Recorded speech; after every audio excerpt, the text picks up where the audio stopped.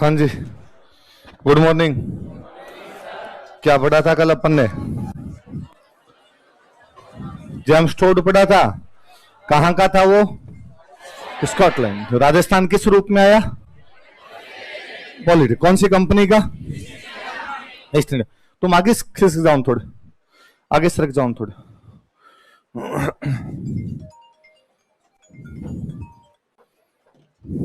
East India company का क्या बन गया था? Political agent. और यहां पर अपना गुरुजी किसको बना लिया? उसको हम राजस्थान के इतिहास का जनक कहते हैं। उसने राजस्थान के लिए किस शब्द का इस्तेमाल किया? राजस्थान या राजस्थान शब्द का इस्तेमाल। उसकी दो किताबों के नाम बताओ देखिए। Annals and antiquities of Rajasthan, इसका एक नाम, और central and western Rajput states of India, एक और किताब ट्रेवल्स इन वेस्टर्न इंडिया। और गुरुजी कौन थे उसके? ये थी ज्ञानचंद्र। उसके बाद में एक बंदा और कौन था? George Thomas. वो कहाँ का था? और वो आपने किस लिए आया था यहाँ पे? मराठों का सेनापति। और कहाँ कहाँ पे अटैक किए? जयपुर, उदयपुर और बीकानेर। और राजस्थान के लिए क्या शब्द इस्तेमाल करता है? राजपूताना। विलियम फ्रैंकलिन जो उसका दोस्त था उस पर बुक लिखता है। इस बुक का नाम क्या है? Military memoirs of George Thomas. इतना ही पढ़ा था। मैंने कहा था घर पे जाके सिलेबस चेक करना, सिलेबस लिखना। किस किसने लिखा? याद कितने लोगों ने किया?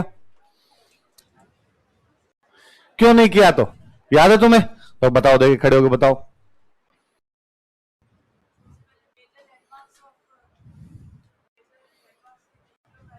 Major landmarks of history of Rajasthan, Rajasthan के इतिहास के महत्वपूर्ण बिंदु। हाँ, और प्रोमिनेंट डायनेस्टीज की प्रमुख राजवंश और उनका कौन कौन सा सिस्टम? एडमिनिस्ट्रेटिव और रेवेन्यू सिस्टम उनका। और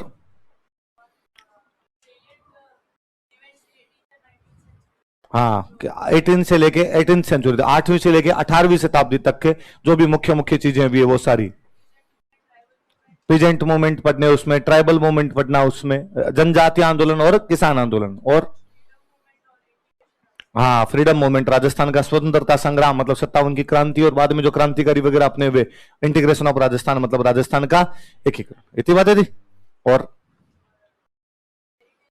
ये कल्चर का पोर्शन, हिस्ट्री का इतना ही था। चलो शाबाश, गुड। और किसको याद था? एक राजनीतिक जागृति, ये करे बोली नहीं, पॉलिटिकल अवेकनिंग। ठीक, बोलो तुम, बोलो देखे। पुरातात्विक स्थल, ऐतिहासिक रास्ता, ऐसे लिखे हुए बिंदु, ऐसे लिखे हुए आरपीसी के सिलेबस में पॉइंट, या उसने जैसे बोले थे वैसे लिखे हुए? हिंदी वाले बता कहां लिखा हुआ है? ऐतिहासिक बिंदु कहां लिखा हुआ है? ठीक है, फिर आगे प्रमुख राजवंश और उनकी उपलब्धियां। ठीक है, आधुनिक राजस्थान का उदय। पर आधुनिक राजस्थान का उदय इतना लिखा, छोड़ा, उसमें नहीं लिखा किसान आंदोलन, जनजातीय आंदोलन।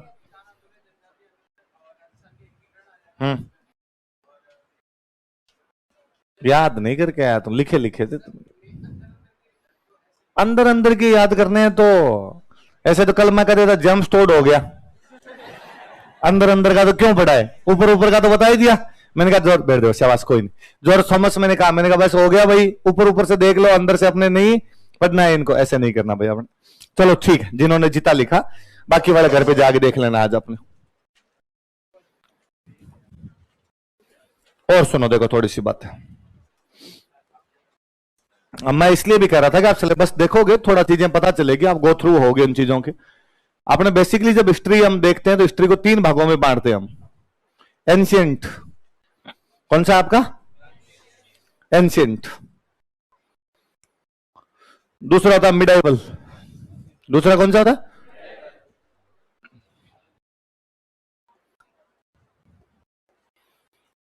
आधुनिक। मतलब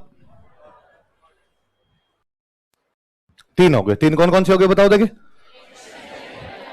ये तो एंशियंट हो गया, एक कौन सा हो गया आपका? मिडिवल हो गया, और एक कौन सा हो गया आपके? मॉडर्न। 3 प्रकार की हिस्ट्री हो गई। एंशियंट है, मॉडर्न है, सॉरी मिडाइवल, और कौन सी होगी? अच्छा, अपने कोई पूछे, आप पूछ लोगे सर आपने 3 भागों में बांट तो दी, आपने तो कहा एंशियंट है, मिडिवल है और मॉडर्न है। हमें कैसे पता चले कि एंशियंट का है, ये मिडिवल का है, ये मॉडर्न का है? और सर ऐसे क्यों बांटा, किसने बांटा ये सब? ये बांटने वाला एक अंग्रेज था जिसका नाम था जेम्स मील। क्या नाम था? अंग्रेजों का एक इतिहासकार था, इंग्लैंड में ही रहा था, कभी इंडिया आया ही नहीं। उसे कहा और कि तू यार इंडिया की हिस्ट्री लिख रहा है, इंडिया गया नहीं। उसने कहा जाने की जरूरत थोड़ी है। मैंने वहां की बुक्स मंगवा ली, बुक्स पढ़ लूंगा और बुक्स पढ़ के इसको 3 भागों में बांट दूंगा। दुनिया का कोई भी इतिहास 3 भागों में बांटा जाता है, प्राचीन, मध्य, आधुनिक। मैं भी बांट दूंगा प्राचीन, मध्य, आधुनिक। कैसे बांटेगा, क्या अंतर होगा इनके बीच? उसने कहा वो देखो सिंपल सा है। और उसने कहा कि भाई भारत का इतिहास लिखना है अपने को, और भारत का इतिहास लिखना है और उसके अंदर कुछ नाम मैं आपके सामने बोल रहा हूं। ऐसे एक नाम है उसके अंदर की पुलकेशिन, हर्षवर्धन, समुद्रगुप्त, अशोक, चंद्रगुप्त मौर्य, कालिदास, स्वपन वासवदत्ता, भास, अभिज्ञान शकुंतलम, विक्रम उर्वशीयम, ऋतु संहार, मेघदूत, कौटिल्य, अर्थशास्त्र, शिशुनाग, बिंदुसार, अशोक। उसने कुछ नाम आए तुम्हारे सामने? हमने कहा हाँ। उसने कहा रुको मैं नाम चेंज करता हूं। उसने नाम बदले, उसने कहा अबू बकरी सामी, फुतुहात उस सलातीन, यहिया बिन अहमद सरहिंदी, मुंतखबुत तवारिक, मुंतखबुल लुआब, मिफ्ताउल फुतूह, खजाइनुल फुतूह, सकीनतुल ओलिया, सफीनतुल ओलिया, अमीर खुसरो, अबू बकरी सामी, अल बिरूनी, मोहम्मद बिन तुगलक, अलाउद्दीन खिलजी। अपने कहा यार हालात बदल गए, जज्बात बदल गए, इतना जल्दी चेंज हो गए यार तू तो। उसने कहा मैं थोड़े और चेंज करता हूं, royal Asiatic society of Bengal, Warren Hastings, lord William Bentinck, lord Curzon, lord Ripon, lord Lytton, native marriage act. हमने कहा फिर चेंज हो गए। उसने कहा पहले जो मैंने नाम लिए थे वो संस्कृत टाइप के नाम थे, वो प्राचीन काल है। वो क्या है? बीच में मैंने जो नाम लिए फारसी भाषा के नाम है, पर्शियन भाषा के नाम है, ये मध्यकाल है। बाद में मैंने जो नाम लिए ये अंग्रेजों के नाम है, ये आधुनिक काल। मतलब जब हिंदुओं ने राज किया भारत में वो प्राचीन काल, जब मुसलमानों का राज शुरू हो गया वो मध्यकाल, और जब गोरे आ गए, जब अंग्रेज आ गए, वो क्या है? कितना चालाकी से, कितना डिप्लोमेटिक वे से अंग्रेज ये लिख गए कि भारत आधुनिक तब हुआ जब हम आए। भारत आधुनिक कब हुआ? जब कि भाई हिंदुओं वाला काल तो क्या आपका प्राचीन, मुसलमानों वाला काल क्या आपका मध्य, और हम आए तब तुम क्या हुए? कुल मिला कहने का मतलब था कि हमारे आने से पहले तुम्हारे बड के धोतियों में जिंदगी कट गई उनकी। ये पेंटें पहननी तुमने हमारे आने के बाद सीखी है। उससे पहले भारत आधुनिक नहीं था। भारत आधुनिक तब हुआ है जब कौन आया हमारे देश के अंदर? अंग्रेज। और उसके बाद से जब से वो लिख के गए, हमारे हिस्ट्री पढ़ने का तरीका वही है। हम ये कहते हैं कि हिंदू काल है उसको प्राचीन काल मान लिया जाए, और जो बीच वाला काल है इसको क्या मान लिया जाए? मध्यकाल। और अंग्रेजों के आने के बाद का काल क्या मान लिया जाए? अपने राजस्थान की हिस्ट्री भी इसी प्रकार से। यदि आप राजस्थान की हिस्ट्री के क्वेश्चन देखेंगे कि मान लो हिस्ट्री कल्चर दोनों को मिला के 20 क्वेश्चन आए, मैं यदि मोटा मोटा अनुमान लेके चलूं, मैं दोनों को बराबर बांट दूं, तो मैं कहूं 10 आ जाएंगे हिस्ट्री के, 10 किसके आ जाएंगे? कल्चर। 2 सवाल देगा यहां से, 2 देगा यहां से,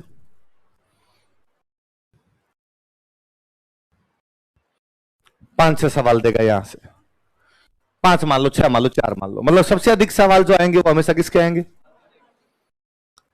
इनके लगभग बराबर। ये हो सकता है यहां 3 दे दे, थोड़ा बड़ा पोर्शन होता तो मध्यकाल के 3 दे दे, प्राचीन के कितने पूछ ले? वो 2। मतलब कुल मिलाकर अपने ज्यादा सवाल किसके पूछे जाते हैं? उसके बाद में, उसके बाद में फिर बाकी जो 10 सवाल बचे वो बाद में आपकी कल्चर के आगे। तो इस हिस्ट्री और कल्चर वाले पोर्शन में सबसे बड़ा पोर्शन तो होता है अपना कल्चर। कल्चर के सवाल आते हैं, कल्चर के बाद में सवाल किसके आते हैं? मॉडर्न के।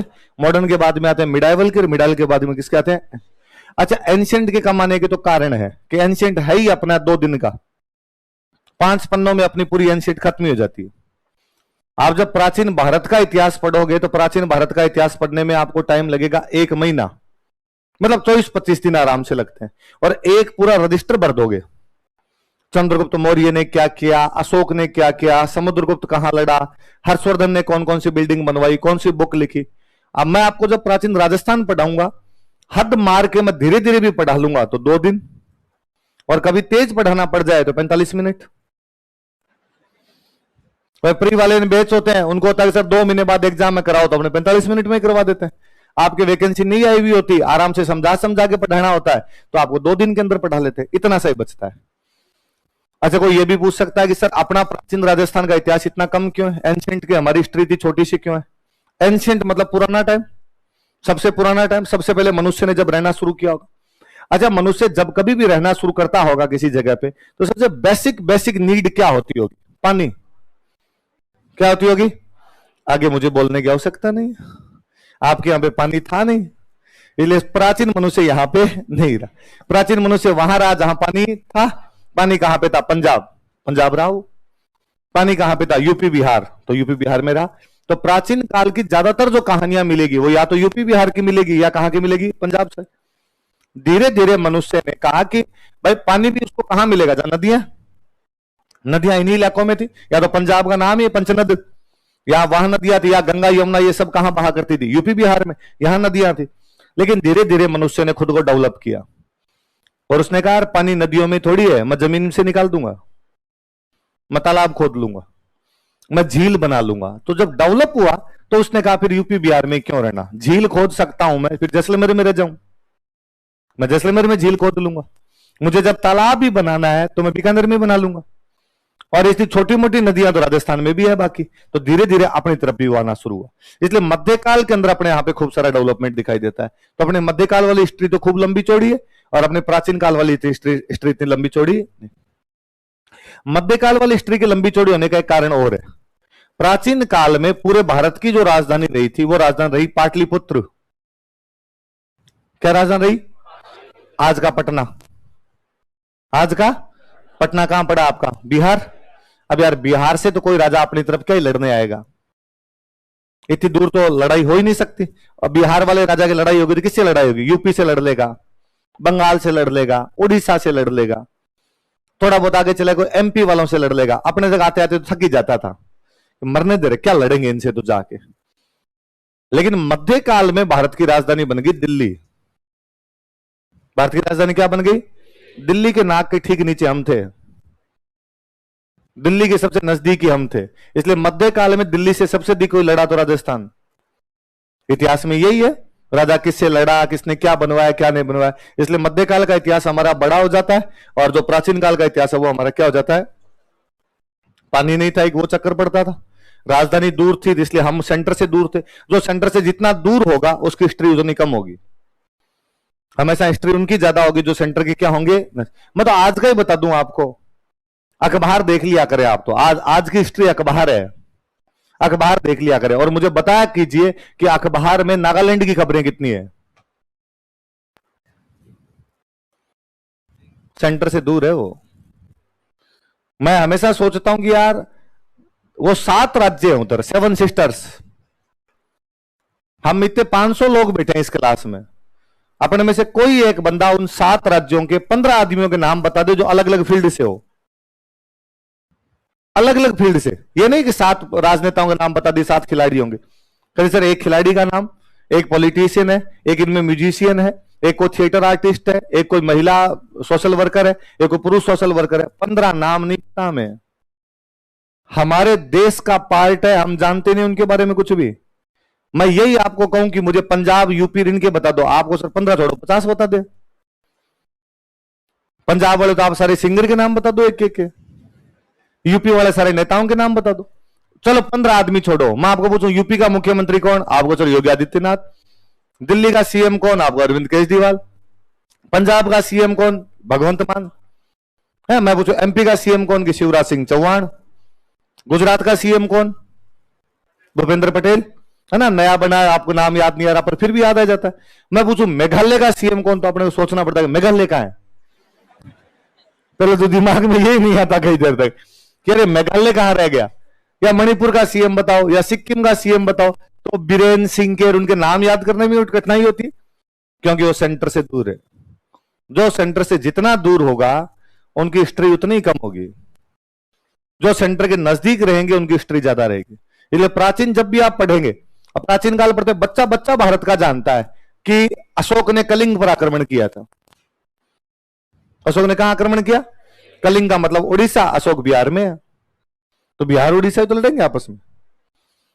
मध्यकाल में आप सारे जानते हो अलाउद्दीन खिलजी ने चित्तौड़ पर आक्रमण किया, अलाउद्दीन खिलजी ने रणथंभौर पर आक्रमण किया, अलाउद्दीन खिलजी ने जालोर पर अटैक किया, क्योंकि दिल्ली के नजदीक हम सेंटर के नजदीक आ गए तो हमारा इतिहास हो गया। आई बात समझ में? तो भाई कम क्यों होती है, ज्यादा क्यों होती है, थोड़ा दिमाग में रहना चाहिए। पर सबसे ज्यादा सवाल जो पूछे जाते हैं वो कहां से पूछे जाते हैं? आधुनिक के पूछे। इसका कारण भी रहा कि भाई आधुनिक के सवाल क्यों पूछे जाते हैं? World is govern by Victus, दुनिया विजेताओं के द्वारा शासित की गई, और दुनिया में राज कौन करेगा? जो जीत जाएगा। जो जीत जाएगा वो अपना इतिहास लिखवाएगा। इसलिए history is written by victors, इतिहास विजेताओं के द्वारा लिखा जाता है। जो जीतता है वो इतिहास को लिखवाता है, वो अपने फेवर में इतिहास को लिखवाता है। महाभारत का युद्ध पांडव जीत गए, इसलिए पांडव सारे अच्छे, कौरव सारे बुरे। सिंगल आदमी के बारे में अच्छी बात नहीं है, हिस्ट्री उनके पक्ष में लिखी जाएगी अपने आप में। अपने यहां पे 47 में जब अंग्रेज देश छोड़ के गए 1947 में, तो देश से अंग्रेजों को बाहर निकालने वाली जो एक बड़ी पार्टी थी वो पार्टी थी कांग्रेस। बाद में देश में राज करने वाली पार्टी रही तो कौन सी रही? कांग्रेस। इसलिए हिस्ट्री लिखवाई भी तो कांग्रेस ने अपने पक्ष में लिखवाई। अब इस हिस्ट्री को न केवल पक्ष में लिखवाना है बल्कि लोगों को याद भी करवाना है। याद करवाना तो यहां के सवाल ज्यादा पूछो, यहां के सवाल ज्यादा पूछोगे तो अपने आप ही बच्चों को ये चीजें ज्यादा याद रहेगी। इसलिए उस टाइम में कांग्रेस में कोई छोटा मोटा नेता भी रहा था जिसने कभी किसी अंग्रेज को यूं पीछे से गाली निकाल दी हो, है ना? मतलब अंग्रेज तो दूर आगे चला कर उसने पीछे से कहां से आया, तो उसने पीछे से कुछ चार यूं मुंह में बोला हो, तो भी अपनी किताब में लिखा हुआ है, देश के महान देशभक्त क्रांतिकारी तथा कांग्रेस के बड़े नेता जिन्होंने अंग्रेजी साम्राज्य की चूल्हे हिलाकर रख दी थी। अरे चूल्हे मुंह में ही ला रहा था, दांत नहीं कटके इसके अंग्रेज को देख के तो। पर है इतिहास हमेशा विजेताओं के पक्ष में लिखा जाता, तो इसलिए बाद में मॉडर्न का पोर्शन ही बढ़ गया, और मॉडर्न का पोर्शन बढ़ गया तो अपने आप ही मॉडर्न के सवाल ज्यादा पूछे जाते। फिर पिछले कई सालों से एक ट्रेंड हो रहा है और कहा गया हिस्ट्री का मतलब राजाओं का इतिहास नहीं है। हिस्ट्री का मतलब राजाओं का, हिस्ट्री का मतलब जनता का इतिहास है। तो यार ये तो पूरा राजाओं का है।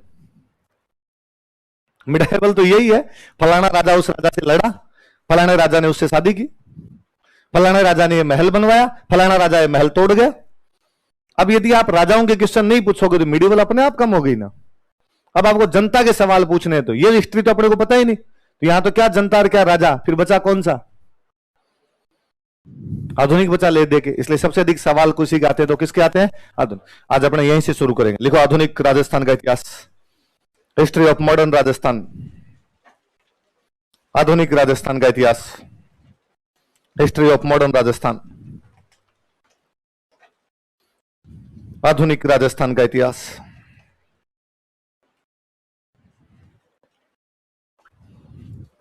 History of modern Rajasthan. पूछ रहे थे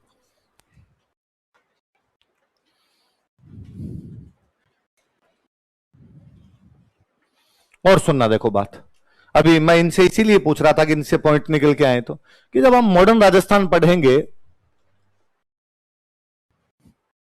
तो हम क्या क्या टॉपिक पढ़ेंगे इस मॉडर्न राजस्थान में? एक बार सुनना, बाद में एक लिख लेंगे। एक टॉपिक हम इसमें पढ़ेंगे 1857 ईस्वी की क्रांति।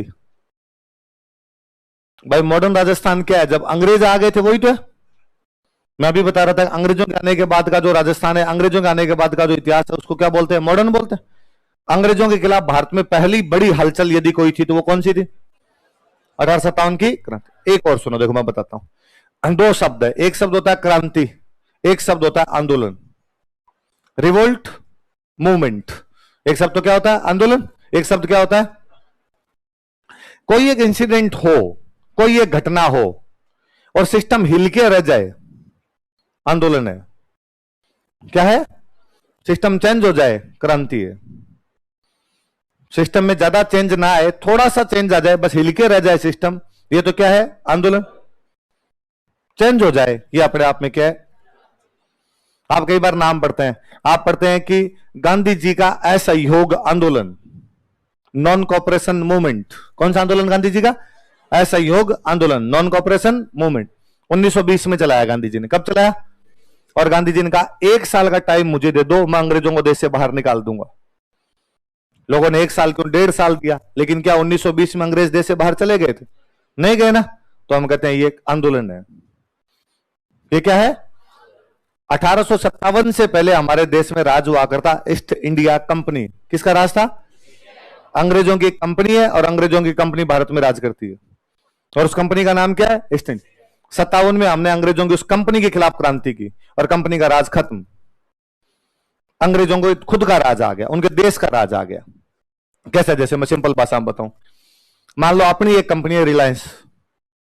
कौन सी कंपनी है? भूटान पे कब्जा कर ले, छोटे मोटे भी तो कर ही सकती, भूटान पे कब्जा कर ले, है ना। भूटान में बिजनेस करने के लिए जाए और भूटान में बिजनेस करता करता भूटान के अंदर क्या कर ले? कब्जा, भूटान में अपना राज स्थापित कर ले। बाद में भूटान वाले लोग रिलायंस के खिलाफ खड़े हो जाए और भूटान वाले लोग रिलायंस का राज वहां से क्या कर दे? खत्म। तो यहां से अपना प्रधानमंत्री घोषणा करेगी ईस्ट इंडिया कंपनी का राज खत्म, अब हम खुद ही देखेंगे। इतने दिन एक कंपनी देख रही थी, अब अपना देश देखने लग गया। तो 57 से पहले भारत में अंग्रेजों की एक कंपनी राज करती थी, उस कंपनी का नाम क्या था? अब उनका देश खुद राज कर रहा है, इंग्लैंड खुद यहां का सिस्टम संभाल रहा है। अब राजा डायरेक्ट ऑर्डर जारी करता है, पहले कंपनी के ऑर्डर आया करते थे, अब किसके ऑर्डर आने लगे? राजा। सिस्टम पूरा चेंज हो गया, हिल के रह गया, पूरा चेंज हो गया, सिस्टम पूरा चेंज हो गया। इसलिए क्या बोलते हैं? इसलिए गांधी जी वाले आंदोलन है, पर 57 अपने आप में क्या है? क्योंकि पहले ईस्ट इंडिया कंपनी का राज था, ईस्ट इंडिया कंपनी का राज खत्म हो गया, सीधा राज चला गया राजा के पास। किसके पास चला गया? सिस्टम पूरा आमूल चूल बदलाव, कंपनी से राजा की तरफ चला गया। वरना आगे 1920 में गांधी जी ने आंदोलन किया, राजा का राज है, बाद में भी राजा का ही था। थोड़े बहुत से को बदलाव होकर रह गए, भारत वालों को थोड़ा बहुत राजी कर लिया कि लो लो तुम्हारे लिए ये कानून बना देंगे, तुम्हारे 2 मंत्री और बना देंगे हम। तो हम कहते हैं कि वो क्रांति नहीं, वो क्या है? तो अंग्रेजों के खिलाफ भारत में पहला बड़ा बदलाव जिस दौरान किया गया था, वो कब किया गया था? इसलिए हम क्या बोलते हैं इसको? 1857 की क्रांति, रिवोल्ट ऑफ 1857।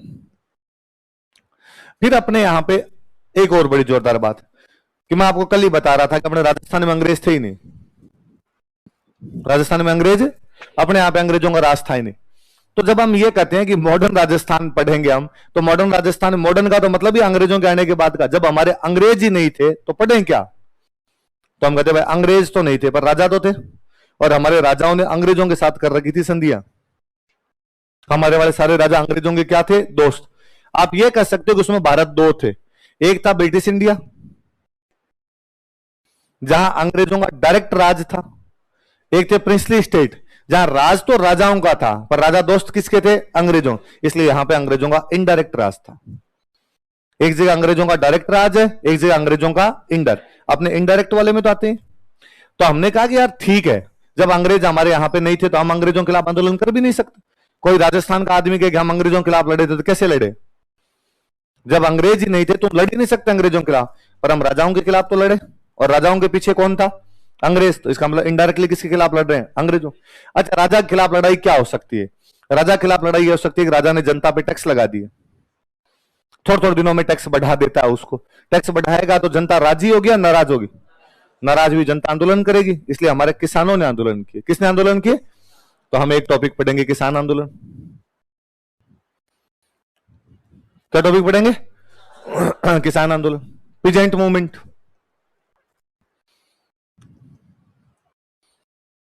किसान आंदोलन पढ़ेंगे। हमारे यहां पे जंगलों के अंदर जो लोग रहा करते थे, जब अंग्रेज आ गए, अंग्रेजों ने आने के बाद में हुआ क्या था कि अंग्रेजों ने जब अपने राजाओं के साथ संधियां की, कल मैं आपको बता रहा था कि अपने राजाओं के साथ संधियां हुई 1817-18 में। कब संधियां हुई? 1800। जेम्स टोड वाला बताया था मैंने आपको, 17-18 में वो संधियां करता है। जब संधियां की तो अंग्रेजों ने अपने राजाओं को आके कहा कि आप हमारे दोस्त हो। हमने कहा ठीक है, पक्की है दोस्ती। क्या करना पड़ेगा? कि करना कुछ ही नहीं है, आज के बाद तुम्हारी कोई लड़ाई हो तो हमें बता देना आके, और तुम्हें लड़ने की कोई भी आवश्यकता, तुम्हारी तरफ से हम लड़ लेंगे। इसलिए 1818 के बाद में राजस्थान में लड़ाइयां बंद हो गई। 1818 के बाद राजस्थान में क्या होगी? लड़ाइयां। कैसे? जैसे मैं बताता हूं। एक अपने रियासत है कोटा, बूंदी, जयपुर, जोधपुर, बीकानेर, मेवाड़, अलग अलग रियासतें। अपने अंग्रेजों के आने से पहले 2 सिस्टम थे, या तो आपस में लड़ मरेंगे, या मुगलों से लड़ेंगे, या मराठों से लड़ेंगे। मुगल तो बेचारे खुद ही खत्म हो गए थे, उनके लड़ने के डोल ही नहीं बचे खुद के। तो फिर या तो राजस्थान वाले आपस में लड़ते या किससे लड़ते? मराठों से। अब आए अंग्रेज, और अंग्रेजों ने कहा तुम हमसे दोस्तियां करो। अंग्रेजों ने इनसे दोस्तियां कर ली। अंग्रेजों ने बीकानेर से दोस्ती कर ली, मेवाड़ से कर ली, कोटा से कर ली, जयपुर से कर ली, जोधपुर से कर ली, बूंदी से कर ली। जितने स्टेट बचे थे उन सबके साथ क्या कर ली? दोस्त। और अंग्रेजों ने कहा कि आज के बाद तुम्हारी कोई भी लड़ाई हो तो तुम्हारी तरफ से कौन लड़ेंगे? हम। अपने वाले उनका मराठे आएंगे तो हारेगा, हम देख लेंगे, चिंता मत करो। मराठे आए कोई दूसरे आए, सबको हम देख लेंगे। अब मराठों को तो अंग्रेजों ने इतना हरा दिया था कि मराठे आने की हिम्मत ही नहीं कर पाते। पर एक चांस तो है कि अपने वाले आपस में भिड़ जाएंगे। लेकिन यदि आपस में भिड़ते हैं, मान लो कोटा और बूंदी की लड़ाई होती है आपस में, तो कोटा की तरफ से लड़ने कौन जाएंगे? अंग्रेज। बूंदी की तरफ से लड़ने कौन आएंगे? क्यों लड़ेंगे आपस में? इसलिए 1818 के बाद राजस्थान में लड़ाई ही नहीं है। इसलिए अंग्रेजों के आने का बाद वास्तव में राजस्थान के लिए गोल्डन एरा है। अंग्रेजों के आने के बाद राजस्थान में शांति है, सुकून है। ये तो क्या अपने हिस्ट्री का एक ट्रेंड है कि अंग्रेजों को जितनी गालियां निकाल सकते हो उतनी निकालो, वरना यदि जिस दिन कोई ढंग से अपनी हिस्ट्री लिखेगा उस दिन लिखेगा कि भारत में जितने लोगों ने राज किया था उसमें सबसे अच्छे अंग्रेज थे। उनसे भला, उनसे बेहतर कोई नहीं है भारत के अंदर। वो तो भले अच्छे इंसान थे। वैसे भी दुनिया में सबसे अच्छे लोग गोरे हैं, गोरों में भी सबसे अच्छे अंग्रेज हैं। उनसे अच्छा इस दुनिया में ही कोई नहीं है। पर ये ट्रेंड है, अपने हिस्ट्री में नंबर तभी आते हैं जब अंग्रेजों को गालियां निकाली जाएगी। इतिहास यही कहता है कि जो जीतता है वो इतिहास को अपने पक्ष में लिखवाता है। जीती कांग्रेस थी, अंग्रेजों को हरा के जीती, अंग्रेजों को निकाल के राज किया था, इसलिए अंग्रेज सारे के सारे हो गए बुरे और अपने वाले सारे के सारे क्या हो गए? अच्छे। वरना जब आप मॉडर्न पढ़ेंगे तब आप देखेंगे कि यार क्या क्या नहीं करके गए वो। सबसे बड़ी बात तो ये कि आज इस लोकतंत्र में अपने बैठे हैं, ये अंग्रेजों की देन है। मुझे लगता है यदि अंग्रेज नहीं आए होते तो दिल्ली में आज भी कोई मुगल बादशाह बैठा होता और वो ऊपर से ऑर्डर जारी करता और अपने सबको ऑर्डर फॉलो करने पड़ते हैं। और औरंगजेब के बाद वाले जो मुगल बादशाह आए थे उनमें एक मुगल बादशाह आया था मोहम्मद शाह रंगीला। कौन मुगल बादशाह आया था? वो दरबार में नंगा आता था, खुद ही नंगा आता, और बाकी जीते सामने बैठे तो उनको कहा कि लो कपड़े उतारो, आज सब इसी ड्रेस में रहेंगे अपने। मुझे कई बार लगता है कि यार अब भी कोई ना कोई मुगल बादशाह दिल्ली में बैठा होता और ऑर्डर जारी कर देता वहां से कि शुक्रवार वाले दिन सारे जिंदाबाद आएंगे और अपने सारे कोचिंग आ रहे हैं जिंदाबाद एकदम, एक नहीं कपड़े नहीं पहन रखे। फिर कई बार मैं सोचता हूं यार कोचिंग भी कौन आता? फिर कोचिंग भी तो नहीं होती। ये पढ़ाई लिखाई के अवसर ये भी तो लोकतंत्र प्रदान कर रहा है। एक दिन किसी क्लास में पढ़ा रहा था और मैंने क्लास में पढ़ाते पढ़ाते कहा कि यार लोकतंत्र अच्छा होता है, राजतंत्र बुरा होता है। आज का टाइम अच्छा है, पहले वाला टाइम खराब था। स्टूडेंट खड़ा हुआ, स्टूडेंट ने खड़ा होकर नहीं सर अब इतना भी मत बोलो, लोकतंत्र में भी 100 कमियां हैं सर, और राजतंत्र भी अच्छे होते थे। मैंने कहा शाबाश बैठिए आप, बात तो आपकी भी सही है यार। कोई भी सिस्टम ना तो पूरा सही हो सकता है, कोई भी सिस्टम ना पूरा खराब हो सकता है। राजतंत्र में भी अच्छी बातें हो सकती है और लोकतंत्र में भी बुरी बातें हो सकती, बात आपकी सही है। पर यार एक चीज नोटिस करो, मैंने एक लाइन बोली क्लास में कि राजतंत्र बुरे होते हैं, लोकतंत्र अच्छे होते हैं, और आप हाथों हाथ खड़े हो। आपने कहा सर झूठ है, गलत बोल रहे हो आप। ये जो हाथों हाथ खड़ा होकर मेरी बात का अपोज कर गए ना, ये केवल लोकतंत्र में ही संभव है। यदि आज राजतंत्र होता और मैं राजा वाली सीट पे बैठा होता और आप मेरे खिलाफ बोल जाते, मैं जीभ काट देता आपकी। कैसे बोल सकते हो? मेरा वचन ही है मेरा शासन, मैंने कह दिया तो कह दिया, फिर ये सब मानिए। तो ये बच्चे हंसने लगे, अरे हाँ सर आज यदि राजतंत्र होता तो आप राजा होते। अरे मैं नहीं, मैं काय का राजा होता तो सर आप क्या होते? तो मैंने कहा मैं बीकानेर का हूं, हमारे बीकानेर में किला है जूनागढ़, मैं जूनागढ़ के आगे भाला लेके खड़ा रहता। फौजी होता यार, मैं सैनिक होता, और राजा का कभी भी आदेश आता कि आक्रमण, मैं आक्रमण में जाता, हो सकता देश के काम आ जाता, और ब्याह हो रखा होता तो पीछे वाली सती हो जाती। इतना ही हो सकता था, और तो क्या हो सकता था यार। फिर कई बार सोचे यार राजतंत्र होता तो ये सब व्यवस्था भी आ पाती कि नहीं आ पाती, क्या पता उसमें कैसे बदलाव हो पाते या नहीं हो पाते। अंग्रेजों के आने की वजह से बदलाव जल्दी हो गए, वरना आज भी उठा के देख लो कि जिन जिन देशों के अंदर राजतंत्र है उन देशों की व्यवस्थाएं कैसी है। अरब कंट्रीज में रहे तो कोई लड़कियां घर से बाहर निकल के देखे गाड़ियां चलाने के अधिकार नहीं है। थोड़े साल पहले तक अरब किसी कंट्री में महिलाओं को लाइसेंस के राइट मिले थे कि गाड़ी चला सकती हो, वोटिंग राइट नहीं थे कई साल पहले तक। अपने देश में जिस दिन अंग्रेज गए थे उसी दिन महिलाओं को वोटिंग राइट मिल गए थे 47 के अंदर। मैं तो कभी, मैं आगे आप पढ़ोगे तो मैं पहले ही बता दूंगा आपको, किसी के सेंटिमेंट हार्ट होने नहीं चाहिए। मैं अंग्रेजों का डाई हार्ड फैन हूं। मैं ये मानता हूं कि वो दुनिया के सबसे भले अच्छे लोग हुए हैं, क्योंकि मैं हिस्ट्री को ढंग से पढ़ चुका हूं और मैंने देखा है कि भारत में रुड़की में इंजीनियरिंग कॉलेज खोला गया था 1847। कब खोला गया था? रुड़की, आईआईटी रुड़की है, वो जो रुड़की इंजीनियरिंग कॉलेज था वो 1847 में अपने यहां पे बना दिया गया था। और तब तक इंग्लैंड में भी इंजीनियरिंग कॉलेज नहीं था। अंग्रेजों ने पूरे इंग्लिश एम्पायर का पहला इंजीनियरिंग कॉलेज अपने रुड़की में खोला, अपने देश में बाद में, हमारे देश में पहले। 57 में जिस साल हम क्रांति कर रहे थे, उस साल अंग्रेजों ने अपने 3 यूनिवर्सिटी बनाई है, कलकत्ता, बॉम्बे, मद्रास। जब भारत अंग्रेजों के खिलाफ लड़ रहा था, अंग्रेज पढ़ा रहे थे।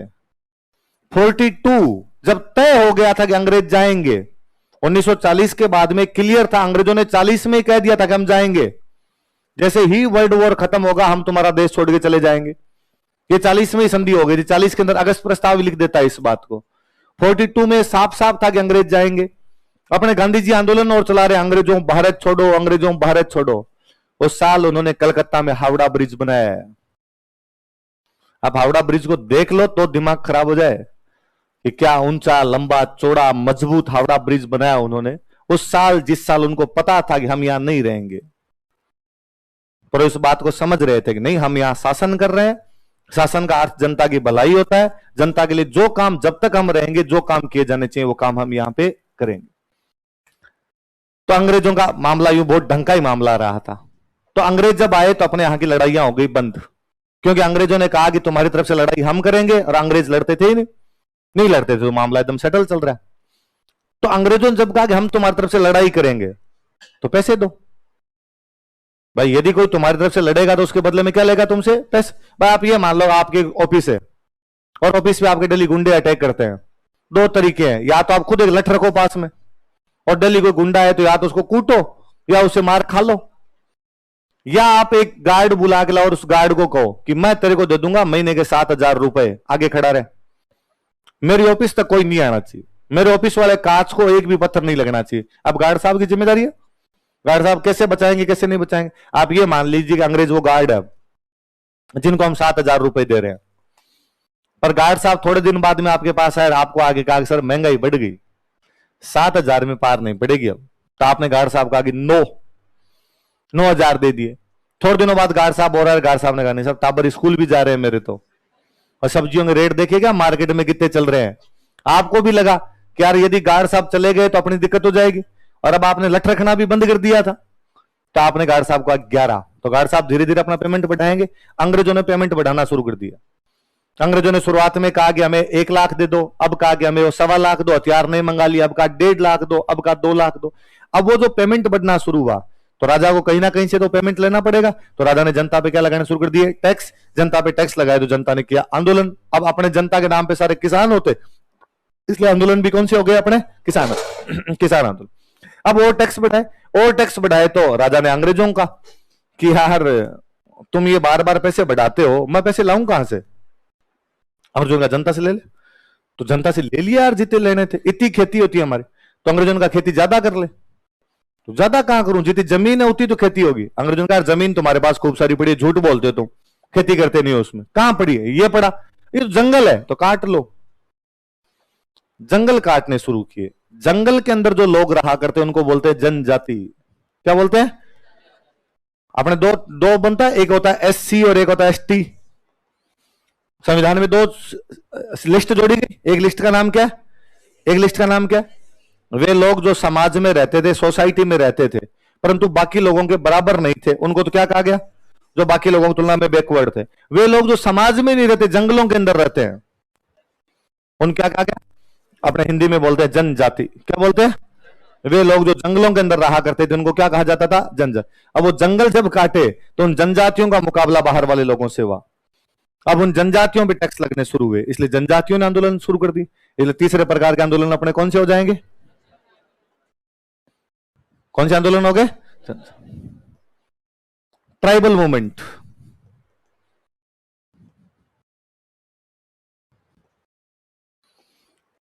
शुरुआत में किसान ने आंदोलन किया कि टैक्स बढ़ा क्यों दिया, पहले मेरे से 50 रुपए ले रहे थे अब 60 क्यों ले लिया, पहले मेरे से 60 ले रहे थे 65 क्यों ले लिया, ये करना शुरू किया।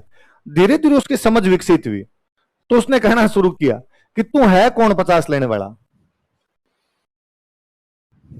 तू ही क्यों लेता है हर बार 50, तू लेगा, तेरे बाद तेरा बेटा लेगा, पोता लेगा, तुम ही क्यों लो, और किससे पूछ के तुमने बढ़ाई है कि 50 से 60 किया, तब किससे पूछा?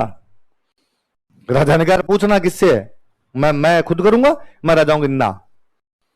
शासन में जनता की भागीदारी होनी चाहिए, पीपल्स पार्टिसिपेशन। जब तक हमारी भागीदारी नहीं होगी हम तुम्हें टैक्स ज्यादा। राजा ने कहा क्या करूं, तो तू बैठा रहा सीट पे, हमें कोई मतलब नहीं है, पर तेरे मंत्री हम में से बनेंगे। पहले राजा मंत्री किसको बनाता, राजा कहता मैं राजा, मेरा बेटा वित्त मंत्री, मेरा भतीजा गृह मंत्री। अब उन्होंने कहा ना, फलाने गांव वाला जो आदमी है वो तो बनेगा तेरा वित्त मंत्री, फलाने गांव वाला जो आदमी है वो तेरा क्या बनेगा, गृह मंत्री। इसलिए अगली बार टैक्स बढ़ाओगे तो फलान जी से पूछना पड़ेगा, फलान जी राजा के आदमी है जनता के आदमी है, तो अब जनता पे टैक्स ज्यादा लगेंगे कम लगेंगे। जनता ने इन मांगों के लिए जो आंदोलन किया उस आंदोलन को बोलते हैं प्रजामंडल। क्या बोलते हैं भाई, जनता के लिए प्रजा शब्द इस्तेमाल हो सकता है, जनता की शासन में भागीदारी हो, जनता शासन में शामिल हो जाए। इस प्रकार के जो आंदोलन होंगे उन आंदोलनों को क्या कहा जाएगा? किसान आंदोलन की मांग है टैक्स कम करो, ट्राइबल मूवमेंट की मांग है कि हमारे से जंगल मत काटो, हमें जंगल के अंदर रहने दो, पर प्रजामंडल की मांग क्या है? पार्टिसिपेशन। क्या बढ़ाया जाए हमारा? धीरे धीरे जनता की समझ विकसित होती चली गई, राजा के समझ में आ गई कि आज तो ये मांग रहे हैं पार्टिसिपेशन, कल ये मांगेंगे हम ही बैठेंगे इधर, तू ही क्यों बैठा है, हम भी तो बैठ सकते हैं। तो धीरे धीरे राजा के समझ में आई कि अब राजतंत्रों के दिन क्या हो गए, समाप्त। अब क्या आएगा? लोकतंत्र।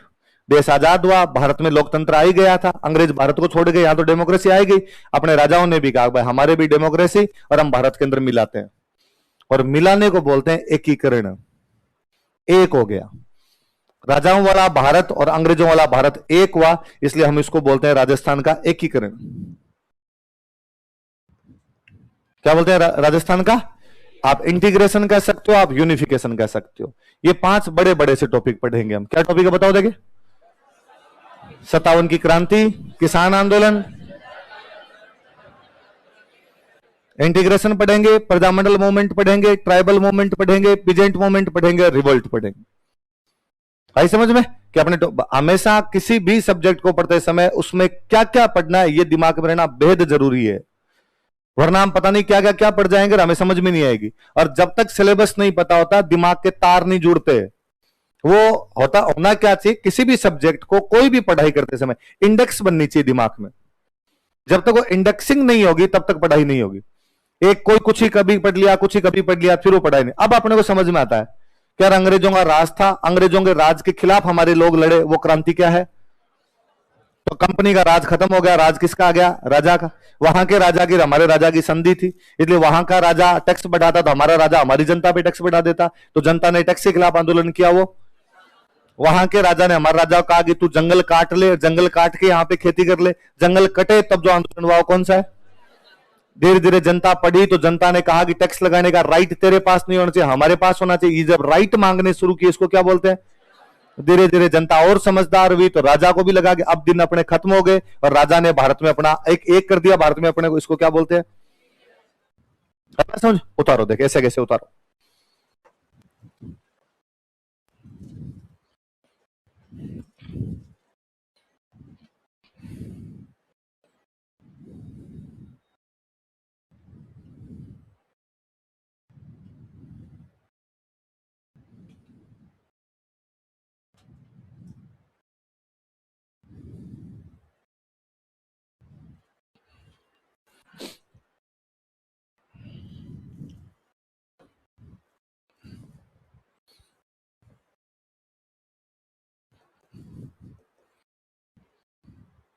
इंटीग्रेशन या यूनिफिकेशन कुछ ही लिख ले।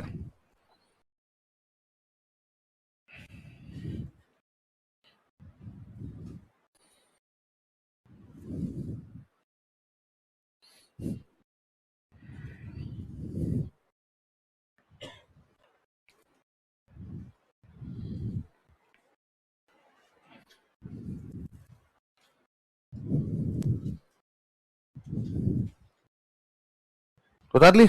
ये 5 तो बड़े टॉपिक है जो सीधे सीधे पढ़ेंगे। आप ये मान लो कि एक टॉपिक के 3 दिन मान लीजिए, तो ये 13-14 दिन का सा काम है, ये अपना कंप्लीट हो जाएगा। फिर क्या कई चीज बीच बीच में रह जाती है, तो वो बीच बीच में जो चीज रह जाएगी वो थोड़ी और पढ़ेंगे। जैसे मैं बता, ये उतार लिया, सबने उतार लिया था? क्या क्या बताओ देखे? 57 की क्रांति, किसान आंदोलन, जनजातीय आंदोलन, प्रजामंडल आंदोलन, और कुछ चीजें और पढ़ेंगे। जैसे जैसे कई बीच में रह जाएगी अपने, कि अपने यहां राजस्थान के अंदर कई पार्टियां बनी, कि जैसे अंग्रेजों वाले भारत में एक पार्टी थी कांग्रेस। कौन सी पार्टी थी? अपने यहां भी पार्टियां बनी, अपने यहां पे पार्टियां अलग अलग रियासतें थी, अलग अलग पार्टियां बनी। वहां पूरे भारत की एक ही पार्टी, उसका नाम क्या है? कांग्रेस। कांग्रेस का मतलब होता है जनता। कांग्रेस का मतलब क्या होता है? अंग्रेजों के खिलाफ जनता लड़ रही है, इसलिए जनता की पार्टी, इसलिए नाम क्या था? कांग्रेस। अपने यहां जनता ने जो पार्टियां बनाई उनका नाम रख लिया प्रजामंडल। क्या नाम रख लिए? इसलिए आंदोलन का नाम ही क्या पड़ गया उसका? प्रजा। फिर कई छोटी छोटी, ये बड़ी पार्टियां तो प्रजामंडल थी, वो तो पूरा एक प्रजामंडल आंदोलन हो जाएगा। फिर कई छोटी छोटी पार्टियां बन गई, जैसे मारवाड़ में कोई पार्टी बन गई, मारवाड़ सेवा संघ। कोई हाड़ौती में पार्टी बन गई, हाड़ौती सेवा संघ। कोई वागड़ वालों ने अपनी पार्टी बना ली, वागड़ सेवा संघ। कोई जयपुर वालों ने पार्टी बना ली, कोई बीकानेर वालों ने पार्टी, ऐसे छोटी छोटी पार्टियां और बनी, जिनको हम बोलते हैं राजनीतिक संगठन। क्या बोलते हैं उनको? Political organisations. वो पढ़ लेंगे। अच्छा, बाद में जब अंग्रेजों का राज आ गया था, थोड़ी एजुकेशन आई, एजुकेशन आई तो अपने यहां पे न्यूज़पेपर निकलने लग गए।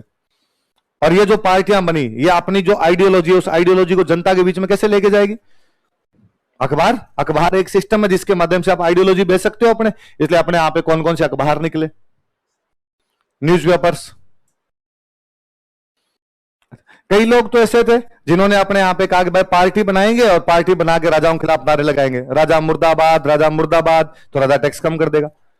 कई लोगों ने कहा कि अरे साहब, राजा के खिलाफ आंदोलन करने से क्या होगा? राजा के पीछे कौन है? अंग्रेज, इसलिए अंग्रेजों के खिलाफ आंदोलन करो। तो कैसे करें? दोनों का बम फोड़ो।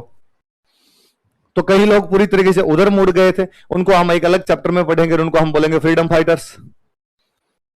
क्या बोलेंगे? जो सीधे अंग्रेजों के खिलाफ ही लड़ने लग गए थे, स्वतंत्रता सेनानी, फ्रीडम फाइटर्स। हम इसके अंदर यह भी देखेंगे कि जो फ्रीडम फाइटर हुए थे उनमें महिलाएं कितनी थी। इतिहास आजकल लगातार इस तरफ मुड़ रहा है कि सोशल कंट्रीब्यूशन देखा जाए। कैसा कंट्रीब्यूशन देखा जाए? और जब सोशल कंट्रीब्यूशन देखेंगे तो अब तक का इतिहास ये था कि जब माणिक्यलाल वर्मा लड़े, विजय सिंह पथिक लड़े, जयनारायण व्यास लड़े, महात्मा गांधी लड़े, जवाहरलाल नेहरू लड़े। अब लगातार इतिहास करेगी ना, कोई रमा देवी, अंजना देवी, शांति देवी, कमला देवी, विमला देवी, सरला देवी, भगवती देवी, ये भी जो लड़ी होगी, उनका इतिहास कौन लिखेगा? उनके इतिहास को भी तो बाहर लाया जाना चाहिए। फिर लड़कियां खुद पढ़ने लगी तो उन्होंने कहा हम लिख देंगे हमारा, इसलिए महिलाओं ने अपना इतिहास लिखना शुरू किया। हिस्ट्री के बारे में एक बहुत अच्छी सी लाइन है कि तब तक शिकारी जीता हुआ माना जाएगा जब तक शेर अपना इतिहास खुद नहीं लिखेगा। तब तक शिकारी जीता हुआ माना जाएगा जब तक शेर अपना इतिहास, शिकारी से जब आप कहोगे इतिहास लिख, शिकारी ये लिखेगा मैं गया और जाते ही मैंने गोली मार दी और शेर वहीं ढेर हो गया। ये तो शेर जिस दिन इतिहास लिखेगा तब लिखेगा कि ये मेरे सामने आया था और मैंने केवल देखा था, इसकी पैंट गिल्ली थी, गोली छोड़ी है, इसे तो कुछ ही नहीं हुआ था। पर शेर अपना इतिहास लिख नहीं सकता, इसलिए तब तक हमेशा शिकारी क्या है? विजेता। इतिहास पुरुषों ने लिखा, इसलिए उन्होंने कहा भाई महिलाओं ने कुछ भी। जब महिलाएं खुद लिखने लगी तो उन्होंने कहा बेलखनो, हम घर संभाल रही थी इसलिए तुम कुछ बाहर कर पा रहे थे। तुम जब जेल जा रहे थे तो खेत में कोई काम हम कर रही थी, तुम जब वहां नारेबाजी कर रहे थे तब टाबरों को हम संभाल रही थी। फिर वो एक सिंपल सा वो बात है कि एक बार एक पति घर आया और घर में घुसा, घर में घुसते देखा कि बाहर वाले कमरे में झाड़ू ही नहीं है, झाड़ू नहीं निकली भी, और कपड़े इधर उधर बिखरे हुए, सोफे वोफे को इधर लगा हुआ, कोई उधर लगा हुआ। अगले कमरे में घुसा तो बच्चे ने टॉयलेट कर रखा उसके अंदर। अगले और कमरे में रसोई की तरफ गया तो रसोई में बर्तन पड़े थे भयंकर बिखरे हुए, कोई बर्तन धोए हुए नहीं। और अगले कमरे में गया तो रात को जहां सोए थे वो अभी तक बेडशीट वगैरह वैसे ही पड़ी है, वो चादर वैसे ही पड़ी है। उसने जाके देखा वाइफ अंदर आराम से टीवी देख रही है। तो क्या कर रही हो, ये सब क्या है? उसने कहा ये वही है जिसके लिए तुम मुझे डेली कहती हो कि तुम घर पे बैठ के करती क्या हो, जो तुम मुझे डेली आके कहती हो कि तुम घर पे बैठ के क्या करती हो, मैं ये करती हूँ, ये जो तुम देख रहे थे ना, तो महिलाओं ने अपना इतिहास लिखना शुरू किया, तो हम पढ़ेंगे अलग से कि महिलाओं ने क्या क्या किया। तो अपने वीमन किस प्रकार से मूवमेंट के अंदर शामिल हुई थी उसके बारे में पढ़ेंगे। फिर अपने भारत के अंदर एक पार्टी हुई थी आर्य समाज। कौन सी पार्टी हुई थी? इस आर्य समाज ने अपने राजस्थान के अंदर खूब सारा योगदान दिया था। हम पढ़ेंगे आर्य समाज का राजस्थान के अंदर क्या कंट्रीब्यूशन था। तो कोई माइनर टॉपिक पढ़ेंगे, जैसे एक माइनर टॉपिक कौन सा है? पॉलिटिकल ऑर्गेनाइजेशंस, एक कौन सा है? न्यूज़पेपर, एक कौन सा है? फ्रीडम फाइटर, एक कौन सा है? वीमन, और एक कौन सा है? ये पांचों टॉपिक ले देंगे 2 दिन के। तो ज्यादातर बातें तो पहले पढ़ लेंगे, थोड़ी थोड़ी कोई बातें रह जाएगी वो इनके अंदर और पढ़ लेंगे, तो ये भी उतार लें ताकि दिमाग में तो रहे, ये भी पढ़ना है अपने को। Political organisations, political organisations, newspapers,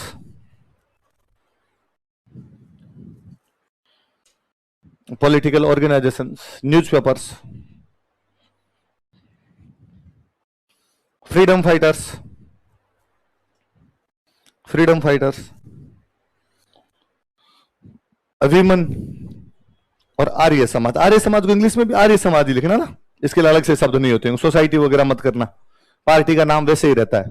जैसे भारतीय जनता पार्टी है तो इंग्लिश में अपने ये थोड़ी लिखते हैं Indian public party, Bharatiya Janata party लिखते हैं ना बीजेपी, तो पार्टियों के नाम वगैरह ही वैसे ही रह जाते हैं।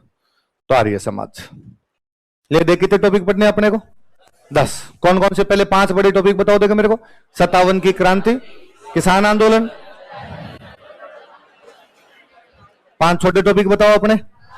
संगठन, समाचार पत्र, स्वतंत्रता सेनानी, उनमें महिलाएं, आर्य समाज है ना। ले दे के मूवमेंट अपनाते हैं। कुछ छोटा मोटा और माइनर रहेगा तो आगे पीछे इनके बीच में किसी के अंदर लिख लेंगे, बाकी मोटी मोटी सी बातें अपने को ये पढ़नी। अब प्री में तो सवाल सीधे सीधे आप जानते हो किस प्रकार के सवाल आते हैं। मेंस में जो सवाल आता है कई बार सीधा सीधा सवाल आ जाता है, राजस्थान के फ्रीडम मूवमेंट में महिलाओं का क्या योगदान था, है ना, कि contribution of women in freedom movement of Rajasthan. तो पूरा 100 शब्दों में लिखना है, तो महिलाओं के बारे में पढ़ा होगा तभी तो लिख पाएंगे। कोई पूछेगा आपसे राजस्थान की आजादी के आंदोलन में समाचार पत्रों ने क्या भूमिका निभाई, role of newspapers in freedom movement of Rajasthan. तो अब न्यूज़पेपर के नाम याद हो, 7-8 तो लिख दे, और यदि न्यूज़पेपर के नाम याद नहीं हो तो फिर वहां पर आए नहीं कि यार इसके अंदर क्या लिखना है क्या नहीं लिखना, पहले पड़ी चीज है। तो मेंस में सबसे अधिक क्वेश्चन मॉडर्न के आते हैं। मेंस ने मिडाइवल पूछना तो बंद ही कर दिया कि मिडाइवल के कल्चर के क्वेश्चन पूछ लेंगे, वो मेंस के अंदर हिस्ट्री का किसी भी प्रकार का क्वेश्चन वो नहीं पूछते। टॉपिक याद रहेंगे सर, ये भी याद रहना चाहिए। ये टॉपिक किससे क्यों पढ़ रहे हैं कि हम पहला टॉपिक कौन सा पढ़ रहे हैं? 1857 की क्रांति। क्यों पढ़ रहे हैं 57 की क्रांति हम? क्योंकि अंग्रेजों के खिलाफ पहला भारत के अंदर कोई बड़ा आंदोलन हुआ था, कौन सा हुआ था? और इसने उनका शासन चेंज कर दिया। अभी देखो ये जब बोल रहे थे, सिलेबस बोल रहे थे, तो पहला सिलेबस इन्होंने बोला था मेजर लैंडमार्क्स, मेजर लैंडमार्क। ये लैंडमार्क है कि भाई 57 अपने आप में एक ऐसा साल है जिस साल ने अंग्रेजों की कंपनी का राज क्या कर दिया, समाप्त कर दिया। तो मेजर चीज है, छोटी मोटी चीज नहीं पढ़नी अपने को, मेजर मेजर चीजें पढ़नी। और मेजर चीज अंग्रेजों के खिलाफ पहली जो हुई थी वो 57 की क्रांति। और उसके बाद तो अब अंग्रेजों का राज है, अंग्रेजों का राज है तो टैक्स बढ़ा रहे हैं, टैक्स बढ़ा रहे हैं तो आंदोलन कौन कर रहे हैं? किसान। जंगल काट रहे हैं तो कौन कर रहे हैं? राइट्स लेने हैं तो कौन कर रही है? जनता। और जनता ने आंदोलन किया, राजाओं के समझ में आ गए, राजाओं ने अपना एक एक का पोस्टमार्टम करे। पहली को 57 की क्रांति, 1857 ईस्वी की क्रांति, रिवॉल्ट 1857, 1857 ईस्वी की क्रांति, रिवॉल्ट ऑफ 1857, 1857 ईस्वी की क्रांति, रिवोल्ट ऑफ 1857। मैं रिवोल्ट की बातें बताने से पहले थोड़ी पुरानी बातें बताता हूं भाई, यहां तक स्थिति पहुंची कैसे। मैं कल आपको एक बात बता रहा था कि अंग्रेजों के और मराठों के बीच में 3 लड़ाइयां हुई, बताया था मैंने शायद कल, तोड़ दो।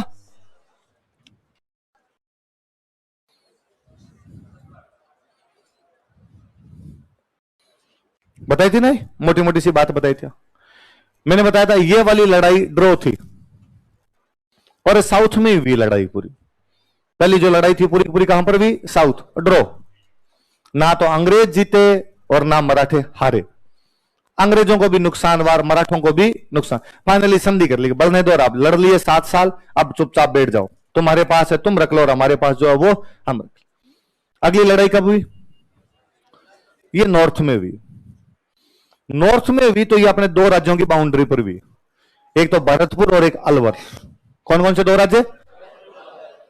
अब अंग्रेज और मराठे लड़ रहे हैं भरतपुर अलवर के पास, इसलिए अंग्रेजों ने अपने भरतपुर अलवर से बात की कि भरतपुर अलवर, हम मराठों के खिलाफ लड़ रहे हैं, तुम किसका साथ दोगे? और अपने वालों का हम तुम्हारा देंगे। क्यों तुम मराठों का क्यों नहीं दोगे? मराठे तो तुम्हारे खुद के देश अरे का लूटे रहे हैं, डेली लूटने आ जाते हैं, और हम मराठों का साथ नहीं देंगे। हम किसका साथ देंगे? अंग्रेजों। इसलिए अपनी दो रियासतें अंग्रेजों की दोस्त बन गई 1803 में। कब बन गई? पहले कौन दोस्त बना? भरतपुर। बाद में कौन दोस्त बना? बाकी के साथ अंग्रेजों ने कोई बात ही नहीं की, क्योंकि अंग्रेज राज तो वहीं कर रहे थे जहां पैसा था, और अपने यहां पर वो तो, इसलिए अंग्रेजों ने यहां पर राज अपने। तो मुझे तो कई बार बड़ा अजीब लगता है जब कोई आके कहता है कि सर अंग्रेजों ने अपने को लूट लिया था। अच्छा, उसके लिए कुछ होना तो चाहिए, लूटने के लिए कुछ होना तो चाहिए। नंगा नहाए क्या, निचोड़े क्या? कई बार स्टूडेंट आ कहता है सर हम सोने की चिड़िया थे। सोने की चिड़िया बंगाल था। सोने की चिड़िया क्या था? अपने तो चिड़िया के पांखड़े भी पांति नहीं आते थे। सोने की चिड़िया बंगाल था, इसलिए अंग्रेजों की राजधानी कलकत्ता है। यदि आप सोने की चिड़िया होते, अंग्रेजों की राजधानी अजमेर होती। सोने की चिड़िया वो थे, इसलिए अंग्रेजों ने वहां राज किया। आपकी तरफ मुंह उठा के नहीं देखा उन्होंने, आए नहीं कभी। ये मराठों के चक्कर में लड़ाइयों में आपसे दोस्ती करनी पड़ गई, वरना तो आपसे दोस्ती भी नहीं करते। मंगते अरे काय दोस्ती करनी, किस बात की दोस्ती है इनसे? दोस्ती यार पैसे वाले आदमी से तो हम पैसे वाले हैं। तो मराठों वाली लड़ाइयां हो और अपने साथ दोस्ती हो। अपने राजा तो चला के गए थे अंग्रेजों के पास कि कितने गोरे हैं, दोस्त बनो ना हमारे।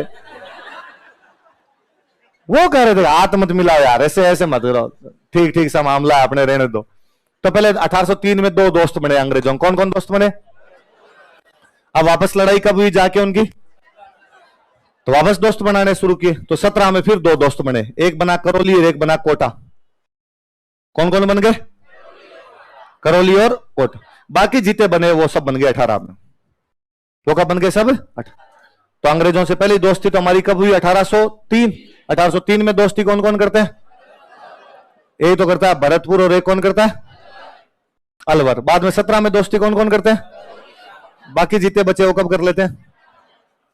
अच्छा, अंग्रेजों ने 17-18 में सारे राजाओं के पास जा जा के बात की। जेम्स्टोड गया सबके पास, भाई साहब दोस्त बन जाओ, भाई साहब दोस्त बन जाओ। अपने वाले तैयार बैठे थे, अपने वाले खुद भी कह रहे थे हाँ दोस्त बनने के लिए तैयार है। अंग्रेज एक आदमी से बात करने नहीं गए, सिरोही। किसे बात करने नहीं गए? हुआ क्या कि अपने यहां पे एक रियासत पड़ती जोधपुर। कौन सी रियासत है? और जोधपुर का एक राजा है मान सिंह। जोधपुर राजा कौन है? अंग्रेज मान सिंह के पास गए कि मान सिंह तू हमारा दोस्त बनना चाहता है? मान सिंह ने कहा ठीक है भाई कर लेते हैं दोस्ती।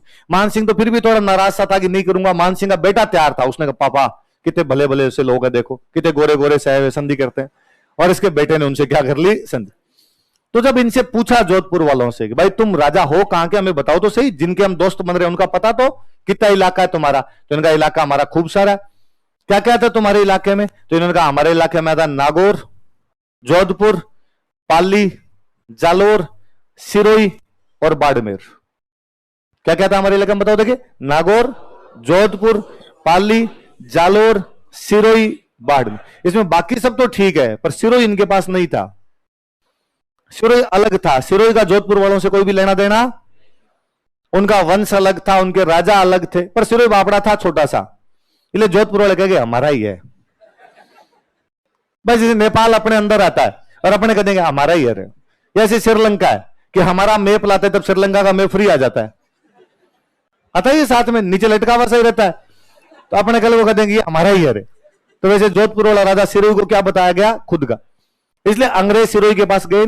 अंग्रेजों को लगा सिरोही किसका हिस्सा है? जोधपुर। और जोधपुर के साथ संधि होगी, इसका मतलब सिरोही के साथ अपने आप ही होगी। सिरोही वाला राजा कोट पैंट सिला के तैयार है कि अंग्रेज आएंगे मैं संधि करूंगा, अंग्रेज आएंगे संधि करूंगा, पर अंग्रेज उसके पास नहीं जा रहे। फाइनली वो गया 5 साल बाद चला के 1823 में। कब गया? 1823 में अंग्रेजों के पास। और उसने अंग्रेजों को जाके कहा कि मैंने कौन सी मोरनी के बाटे मारे हैं जो तुम सब राजाओं से ज्यादा के संधि कर रहे हो, मेरे साथ संधि नहीं कर रहे? ऐसी क्या खता हुई हमसे, कितने नाराज नाराज चल रहे हो आप हमसे? अंग्रेजों ने कहा भैया बैठो यार, पर तुम हो कौन ये तो बताओ। तो मैं सिरोही का राजा हूं, ये सिरोही कहां पड़ता है? उसने मैप में दिखाया कि साहब ये रहा। अंग्रेजों ने कहा झूठे, तुम तो जोधपुर के अंडर में आते हो, तुम जोधपुर वालों के अधीन हो, हमने जोधपुर से संधि कर ली, तेरे से क्यों करे। उसने कहा सर नहीं आते हम अंडर में, हम अलग हैं। और आपके जेम स्टोर से पूछ लो, ये तो हिस्ट्री लिखता है, इस जेम स्टोर से पूछो, हम है चौहान, जोधपुर वाले राठौड़, हमारा वंश अलग, उनका वंश अलग। और टोड ने किताब खोलकर किताब टोड ने कहा हाँ यार, ये सुरई वाले तो चौहान है, और मारवाड़ वाला जोधपुर वाला कौन सा वंश है, राठौड़। और कहा सर ये तो अलग है। इसलिए सिरोही के साथ जाके संधि की 1823 कब की।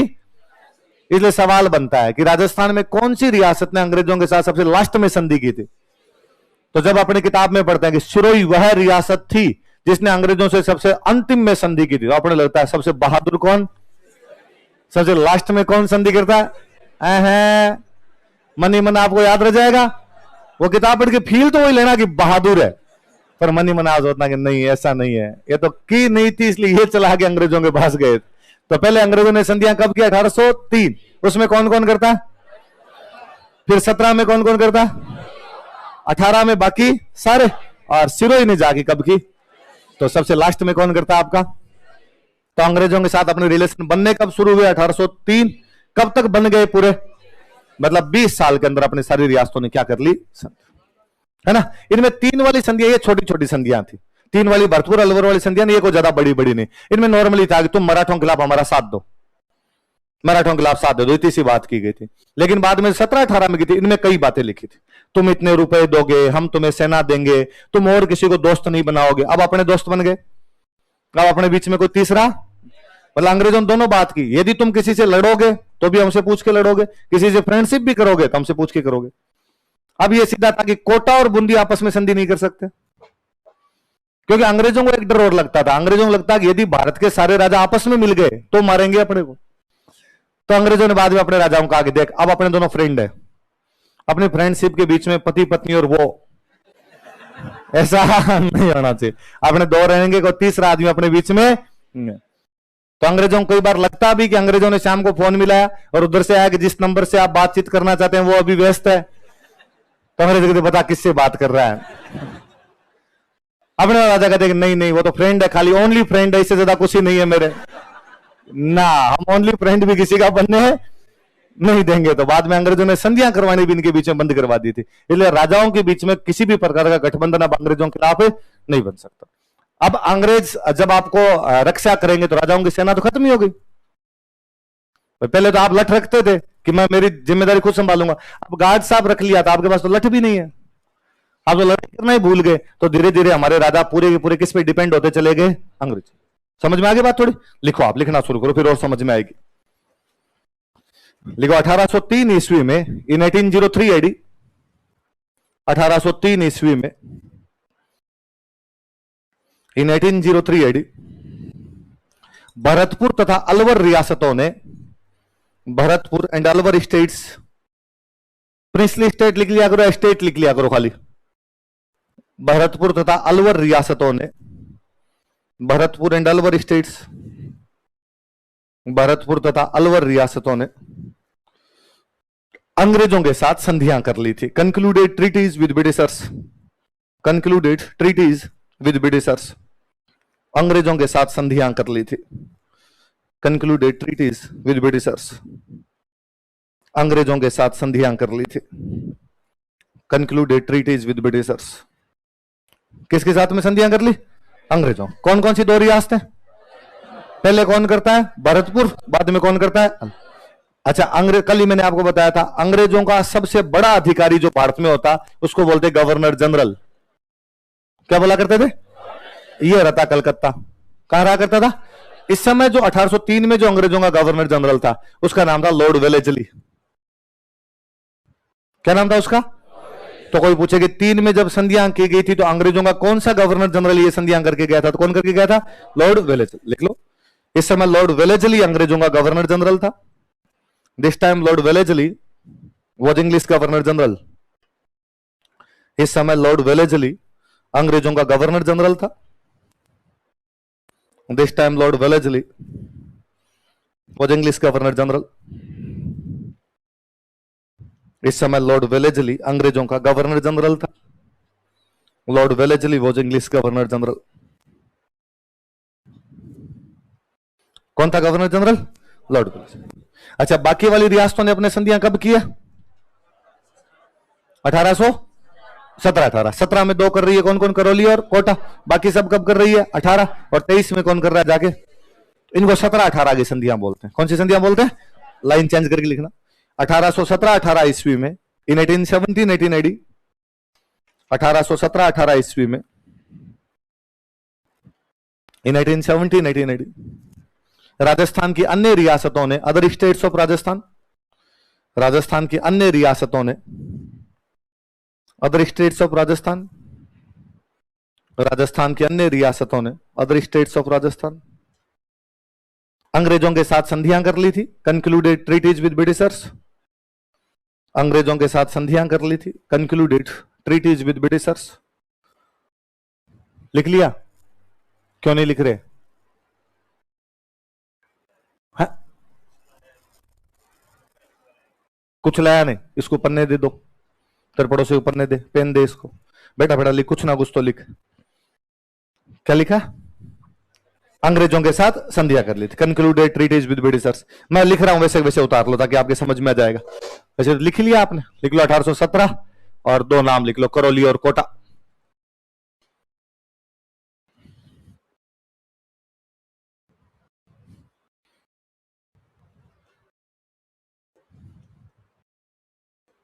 अठारह सौ 18 में सारे ही थे, तो सारे वाला तो मैं छोड़ दूं, खाली समझ ही जाओगे सबने कर ली। और 1823 में कौन सी रियासत जाके संधि कर रही है? सिरोही।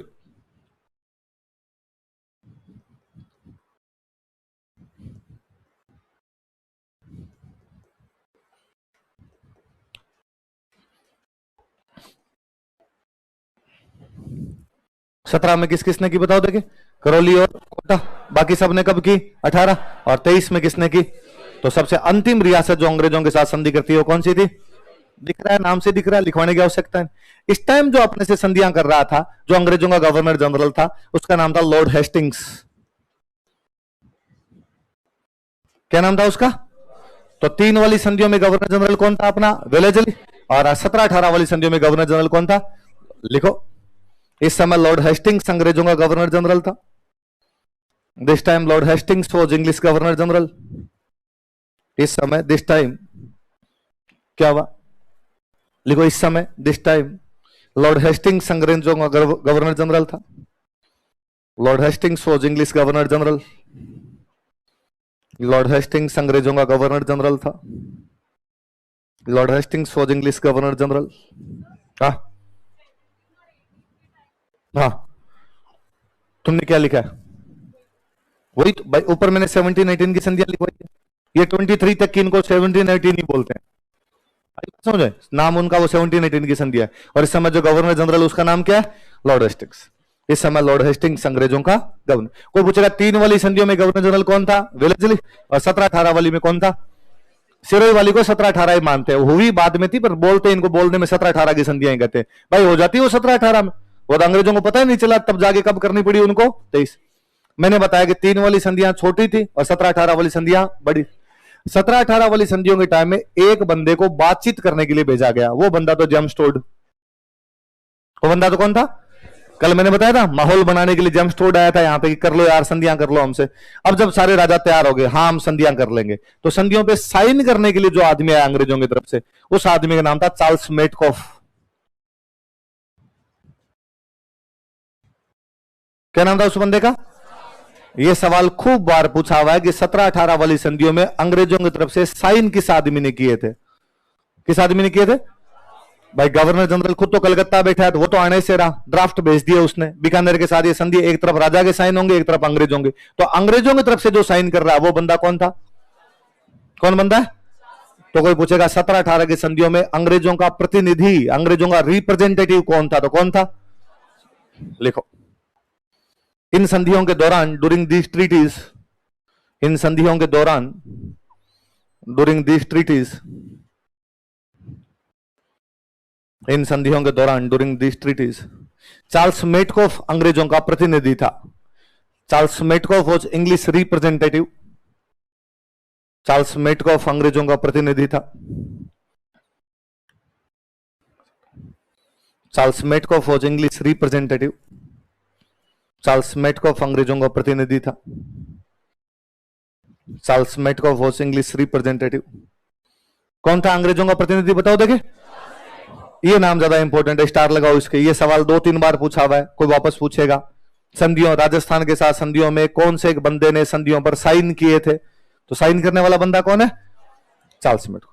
अच्छा, बाकी सबके साथ चार्ल्स मेटकॉफ ने किए। नीचे वाली 3 रियासतें अपने एकदम साउथ में अपने 3 रियासतें पड़ती है, डूंगरपुर, बांसवाड़ा, प्रतापगढ़। कौन कौन सी 3 रियासतें? डूंगरपुर, बांसवाड़ा। ये वाला जो इलाका था ना अपना, डूंगरपुर, बांसवाड़ा, प्रतापगढ़, इस इलाके को बोलते वागड़। क्या बोला करते थे? यहां पे साइन एक दूसरे आदमी ने किए थे। यहां पे साइन करने वाला जो बंदा था उसका नाम था जॉन मेलकम। क्या नाम था उस बंदे का? हालांकि ये सवाल पूछा हुआ नहीं, लेकिन फिर भी जब चार्ल्स मेटकॉफ का पूछ सकते हैं, इसका भी पूछ सकते हैं कि यार वागड़, वागड़ का मतलब क्या हुआ? डूंगरपुर, बांसवाड़ा और इनके साथ संधियां जब हुई तो उनमें साइन करके कौन गया था? तो उनमें साइन करके कौन गया? क्या नाम है? बाकी सबके साथ साइन करने वाला बंदा तो कौन है आपका? Charles Metcalfe. नीचे वाली 3 रियासतों के साथ साइन करने वाला बंदा कौन है? जॉन। समझ में आई बात? लिखो। वागड़ की रियासतों के साथ संधियों के दौरान, वागड़ की रियासतों के साथ संधियों के दौरान, during treaties with states of Vagad, Vagad की रियासतों के साथ संधियों के दौरान, during treaties with states of Vagad, Vagad की रियासतों के साथ संधियों के दौरान जॉन मेलकम अंग्रेजों का प्रतिनिधि था।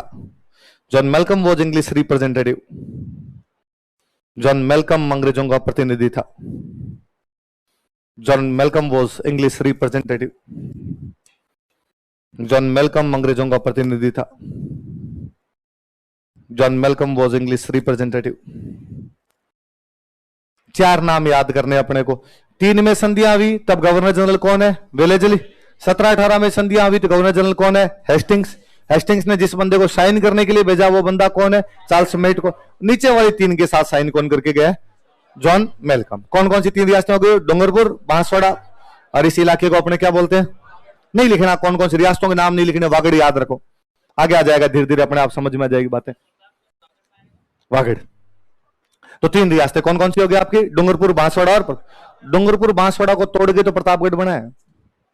उनके इलाके तो लेके बनाया, थोड़े थोड़े इलाके उदयपुर से तोड़ के भी ले लिए, बाकी उनके भी इलाके ले लिए, तो मोटे तौर पे उधर ही माना जाता है। तो 3 रियासतों के साथ तो संधियां कौन करके गया? John Malcolm. और बाकी वालों के साथ में संधियां कौन कर गया?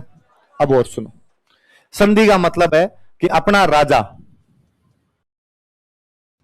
अंग्रेजों के गवर्नर जनरल का दोस्त है। किसका दोस्त है? अंग्रेजों के जो गवर्नर जनरल, उसके साथ, यही तो मतलब हुआ। गवर्नर जनरल और राजा आपस में बातचीत कर रहे हैं आपस में। अब गवर्नर जनरल बेचारा कहां कहां जाके बातचीत करे, इसलिए उसने साइन करने के लिए बंदा दूसरा भेजा। पर जो बंदा आया वो किसकी तरफ से आया? और उसने राजा को आके कहा, राजा जी मैं गवर्नर जनरल की तरफ से भेजा गया बंदा हूं, बाकी आपसे संधि तो गवर्नर जनरल ही कर रहा है सीधे सीधे। अपने वालों ने कहा ठीक है भाई, संधि होगी। अब अपने राजा ने कहा कि गवर्नर जनरल रहता कहां है? कलकत्ता। कहां रहता है? अंग्रेजों की राजधानी कौन सी थी? कलकत्ता राजधानी थी उनकी। अब राजा ने कहा मैं बैठा हूं करौली, मुझे कलकत्ता मैसेज भेजना होगा, कैसे भेजूंगा? कौन जाएगा मेरा मैसेज लेके? तो उन्होंने कहा चिंता मत करो, हम हमारा एक बंदा हमेशा आपके पास छोड़ेंगे। हमारा एक बंदा आपके पास रहेगा और उस बंदे का काम यही होगा कि आपका समाचार हमारे तक और हमारा समाचार तुम्हारे तक। राजा से संबंधित मामले होंगे तो कल ही मैं बता रहा था वो मामले कैसे होंगे? राजनीतिक। इसलिए वो जो बंदा होता है उसको बोलते हैं पॉलिटिकल एजेंट। क्या बोला करते? कल मैंने बताया था कि टोड ऐसा ही एक पॉलिटिकल एजेंट था, बताया था कल मैंने शॉर्ट फॉर्म में। अब से आगे जब भी मैं पॉलिटिकल एजेंट बोलूं आप इसको लिखोगे पीए। क्या लिखोगे? पीए। पीए का मतलब ही क्या होगा? कहां रहेगा ये? राजा के पास। कहां रहेगा? इसका मतलब इसका रेजिडेंस राजा के पास होगा, इसका रेजिडेंस उस रियासत में होगा, इसका रेजिडेंस वहीं था, इसलिए इसको बोलने लगे रेजिडेंट। क्या बोला करते इसको? तो अंग्रेजों का एक बंदा हमेशा रियासत के अंदर रहता था, उस बंदे के 2 नाम है, या तो उसको क्या बोलते हैं, या उसको क्या बोलते हैं? Political agent. क्यों बोलते हैं? एजेंट का मतलब 2 लोगों के बीच बात करने वाला। कौन कौन से 2 लोग? इनके बीच में किस प्रकार की बात करता है? राजनीतिक, इसलिए उसका नाम क्या हो गया? पॉलिटिकल। रहता वही है, उसका रेजिडेंस वही है, इसलिए वो वहां का क्या हो गया? नहीं कहते मैं पूछूं आप कहां के रेजिडेंट हो, सर मैं इंडियन रेजिडेंट हूं, मैं पाकिस्तानी रेजिडेंट हूं, वो उस रियासत का रेजिडेंट है, इसलिए उसको क्या बोलने लगे? आई बात समझ में? कोई पूछेगा प्रत्येक रियासत में अंग्रेज अपना एक बंदा छोड़ते थे, अपना एक ऑफिसर अपॉइंट करते थे, उस ऑफिसर को क्या कहा जाता था? आइदर पॉलिटिकल एजेंट, और उसको क्या बोलते थे? समझ में आ गई बात? लिखो। प्रत्येक रियासत में, इन एवरी स्टेट, प्रत्येक रियासत में, इन एवरी स्टेट,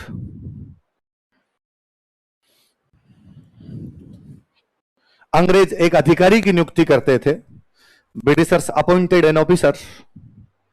अंग्रेज एक अधिकारी की नियुक्ति करते थे। Britishers appointed an officer. अंग्रेज एक अधिकारी की नियुक्ति करते थे।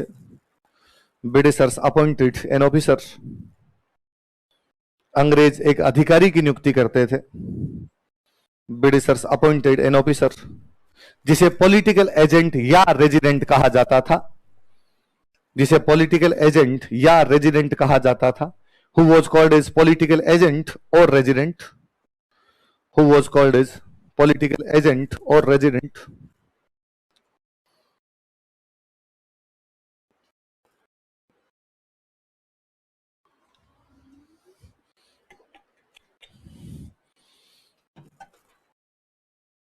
जिसे पॉलिटिकल एजेंट या रेजिडेंट कहा जाता था, क्या बोलते थे जिसको? या तो कहते पॉलिटिकल एजेंट, या क्या बोलते? अच्छा, भारत में 550 राजा थे। कितने राजा थे? मोटा मोटा गिनती है ना, थे तो 565 के आसपास, पर मोटा मोटा राउंड फिगर में भी माने तो कितने थे? 500। अंग्रेजों ने सबके साथ संधियां की, भारत के सारे राजाओं के साथ अंग्रेज संधि करके, इसका मतलब पॉलिटिकल एजेंट भी कितने हो जाएंगे? 550। ये 550 के 550 पॉलिटिकल एजेंट रिपोर्ट किसको करेंगे जाके? तो गवर्नर जनरल को कितने पॉलिटिकल एजेंट से मिलना है? यदि एक महीने में भी सबसे मिलना हो तो दिल्ली 20 हो। दिल्ली कितने मिले? उसका नाम है गवर्नर जनरल। गवर्न करना होता है शासन करना। गवर्न का मतलब क्या होता है? किसको शासन करेगा? जहां पर अंग्रेजों का कब्जा। भारत दो प्रकार का भारत है, एक बार भारत जो ब्रिटिश इंडिया है, जहां पर अंग्रेजों का डायरेक्ट राज है, और उस राज का अधिकारी जो गवर्नर जनरल है। बाकी तो राजाओं के साथ तो संधियां हैं खाली। तो गवर्नर जनरल ने कहा यार मेरा काम उस भारत का ध्यान रखना है जहां भारत पे हमारा कब्जा है, राजाओं के साथ तो केवल बातचीत ही करनी है। और यदि डेली 20-20 आदमी मेरे ऑफिस के बाहर आगे बैठ गए तो मैं Punjab, UP, MP, Bihar, Bengal, Madras, south, इनका ध्यान कब रखूंगा? तो खैर बात तो सही है, 550 आदमियों से तू नहीं मिल सकता, तो क्या किया जाए कि बीच में फिल्टर लगाओ। तो कहा गया कि राजा के और इस पॉलिटिकल एजेंट के और इस गवर्नर जनरल के बीच में एक बंदा और बना दो। कैसे बना दे एक बंदा? तो कहा जैसे राजस्थान है, राजस्थान के अंदर कितने पॉलिटिकल एजेंट है अपने? कहा राजस्थान में राजा थे 19। कितने राजा थे? 20 मान लो, मैं तो कहता हूं 20 थे, आपने राउंड फिगर में लेके चला 20 राजा है। कहा इन 20 राजाओं के अंदर पॉलिटिकल एजेंट कितने हो गए? 20। इन 20 के ऊपर एक अधिकारी बनाओ पहले। ये 20 उसको जाके कहेंगे, वो आके मेरे को कहेगा। ऐसे भारत में रियासत है 550, 20-20 पे भी एक एक अधिकारी बनाओगे तो फिर अधिकारी कितने बने? 22-23 या 25 बन गए। 25 बन गए, 25 पे 500 हो गए, 25 बन गए, 25 बन गए। हाँ ठीक है, अब ये 20-20 जाके उस बीच वाले को बताएंगे, और वो जो बीच वाले 25 बन गया वो आके मेरे को बताएंगे। अब इजी है, दिल्ली का एक आदमी मिलना है, महीने में यदि 30 से मिलना हो तो 30 आदमी आ जाएंगे, एक एक मिल जाएंगे। कहा ठीक है, तो पूरे राजस्थान का एक बंदा बीच में और बना दिया जाए। पूरे राजस्थान का बनाया गया, इसलिए उसको बोलते हैं रेजिडेंट फॉर राजपुताना। क्या बोलते हैं? Resident for. अब राजस्थान वाले जितने भी रेजिडेंट है, मेवाड़ का, मारवाड़ का, भरतपुर का, बीकानेर का, टोंक का, ये पहले किसके पास जाएंगे? Resident for Rajputana. और रेजिडेंट फॉर राजपुताना किसके पास जाएगा? 3 लेयर हो गई। सबसे ऊपर कौन होगा? बीच में कौन हो जाएगा? आपने राजस्थान की बात कर रहे हैं तो कौन हो जाएगा? Resident for Rajputana. और सबसे नीचे जो होगा वो कौन हो जाएगा? आपका पॉलिटिकल एजेंट।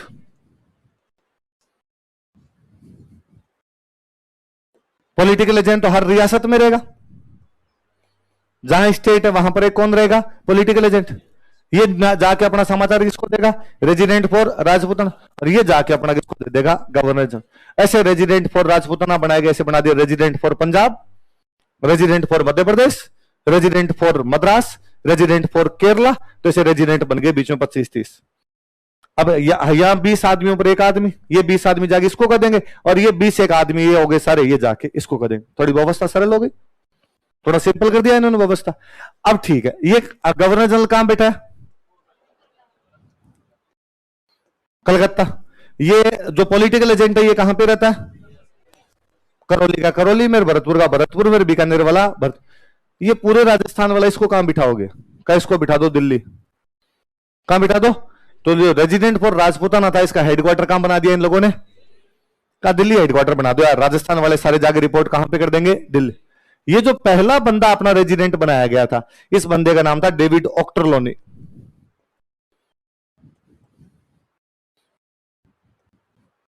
कौन बंदा, नाम बताओ देखे, डेविड ऑक्टरलोनी, नाम बोलो। क्या बनाया गया, रेजिडेंट फॉर राजपूताना। ऑफिस कहां होगा, तो कोई पूछे राजस्थान का पहला रेजिडेंट फॉर राजपूताना कौन था, तो कौन था, डेविड ऑक्टरलोनी। और इसका हेडक्वार्टर कहां पे था, अरे बड़ा मस्त आदमी था, अंग्रेज था, लेकिन यहां रहता एकदम अपने इंडियन की तरह था। 13 लुगाइयां थी, राजा महाराजा रखते थे ना, वैसे इसने, और अलग अलग इंडिया के अलग अलग प्रांत से लेके आया, हर प्रांत की एक एक तो होनी ही चाहिए। कश्मीर की नहीं है, चलो चलो कश्मीर की लाओ एक। और वैसे तो हुक्का हुक्का पिया करता, एकदम ये नौकर चाकर पास में खड़े हुए पंखे वंखे हिलाया करते, हाथी पे बैठ के अपने, एक हाथी पे खुद बैठता, बाकी 13 हाथियों पे 13 रानियां बैठती, दिल्ली का चक्कर काटता। तो बड़ा जोरदार सा आदमी हो गया था ये डेविड ऑक्टरलोनी एकदम। ये अपना पहला रेजिडेंट फॉर राजपूताना हुआ करता था, याद रहेगी बात, लिखो हेडिंग डाल लो, डेविड ऑक्टरलोनी, नाम लिखो, डेविड ऑक्टरलोनी।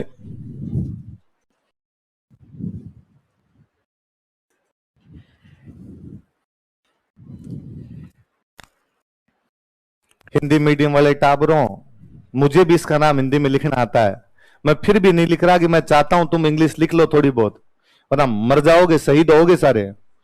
अंग्रेजी में तुम्हारे नंबर आने 80 में से 8, इसलिए प्लीज हैबिट डालिए। तुम्हें क्या लगता है कि मुझे डेविड लिखना नहीं आता, या मुझे जोर आता है ये लिखने में, पर मैं देख रहा हूं कि यार नहीं, क्या पता ये भी थोड़ी थोड़ी अंग्रेजी उतार ले, पर नहीं, तुम सोगन खा के आए हो घर से, तो थोड़ा बहुत ध्यान रखा करो। मैं पहले मुझे हमेशा लगता था कि यार इंग्लिश वाले जो बच्चे होते हैं वो इस मामले में रिजिड होते हैं, और अपने हिंदी में लिखेंगे तो इंग्लिश वाले बच्चे कहते सर इंग्लिश में लिखो इसको, हमें क्या पता इंग्लिश में कैसे होता है, तो मैं भाई इंग्लिश में लिख दूंगा, लो साथ साथ में इसको इंग्लिश में लिख दूंगा। फिर मुझे धीरे धीरे पता चला कि लिचड़ पड़े की हद पे तो हिंदी मीडियम है। इंग्लिश वाला बच्चा एक बार फिर भी हिंदी में लिख जाएगा कि यार घर पे देख लूंगा मैं इसको इंग्लिश में कैसे लिखते हैं, सर ने नहीं लिखा तो नहीं लिखा। हिंदी मीडियम वाला मेरा इंग्लिश में लिखा हुआ सेंटेंस कभी इंग्लिश में नहीं लिखता, वो ना मातृभाषा से मैं इतनी मोहब्बत करता हूं, मैं इंग्लिश की तरफ मुंह उठा के भी, प्लीज लिखना सीखिए, वरना आप, मैं कल एक बात बताना फिर भूल गया आपको, आप ये राजस्थान जीके, ये साइंस, ये कितना भी पढ़ लेना, आजकल आपका सिलेक्शन पूरी तरीके से हिंदी इंग्लिश पे डिपेंड है। आजकल मेंस में जिन बच्चों के हिंदी इंग्लिश में नंबर आते हैं उनकी रैंक अच्छी आती है, जिन लोगों के हिंदी इंग्लिश में नंबर नहीं आते उनकी रैंक बुरी आती है। इसलिए अभी से ध्यान दिया जाए भाषा के ऊपर। इसलिए मैं कल कह रहा था कि राइटिंग खराब होगी चलेगा, अशुद्धियां नहीं होनी चाहिए, वो वाला मामला एकदम सही रहना चाहिए। इसलिए थोड़े बहुत इंग्लिश के शब्द लिखना तो सीखिए। मैं खुद आपकी तरह हिंदी मीडियम का हूं, प्रॉपर हिंदी मीडियम का, राजकीय प्राथमिक विद्यालय से, जिसको मुझे खुद को अंग्रेजी नहीं आती, इसलिए मैं इस बात को ज्यादा अच्छे से समझ सकता हूं कि ये नहीं सीखी जाएगी बाद में। कोई ये सोचे कि 2 महीने, 1 महीने, 3 महीने पढ़ कर अपने अंग्रेजी सीख जाएंगे, नंबर लेके आ जाएंगे, ना। भाषा एक कंटिन्यूअस एफर्ट है, लगातार प्रयास करोगे तब तो भाषा आएगी, वरना नहीं आएगी। इसलिए थोड़े थोड़े शब्द तो लिखना सीखिए कि किसको कैसे लिखते हैं, ये हैबिट में तो लाइए, फिर बाकी चीज भी लिख लोगे अपने आप। तो लिखो डेविड ऑक्टरलोनी, आगे लिखो। यह पहला रेजिडेंट फॉर राजपूताना था, he was first resident for Rajputana. यह पहला रेजिडेंट फॉर राजपूताना था, he was first resident for Rajputana. यह पहला रेजिडेंट फॉर राजपूताना था,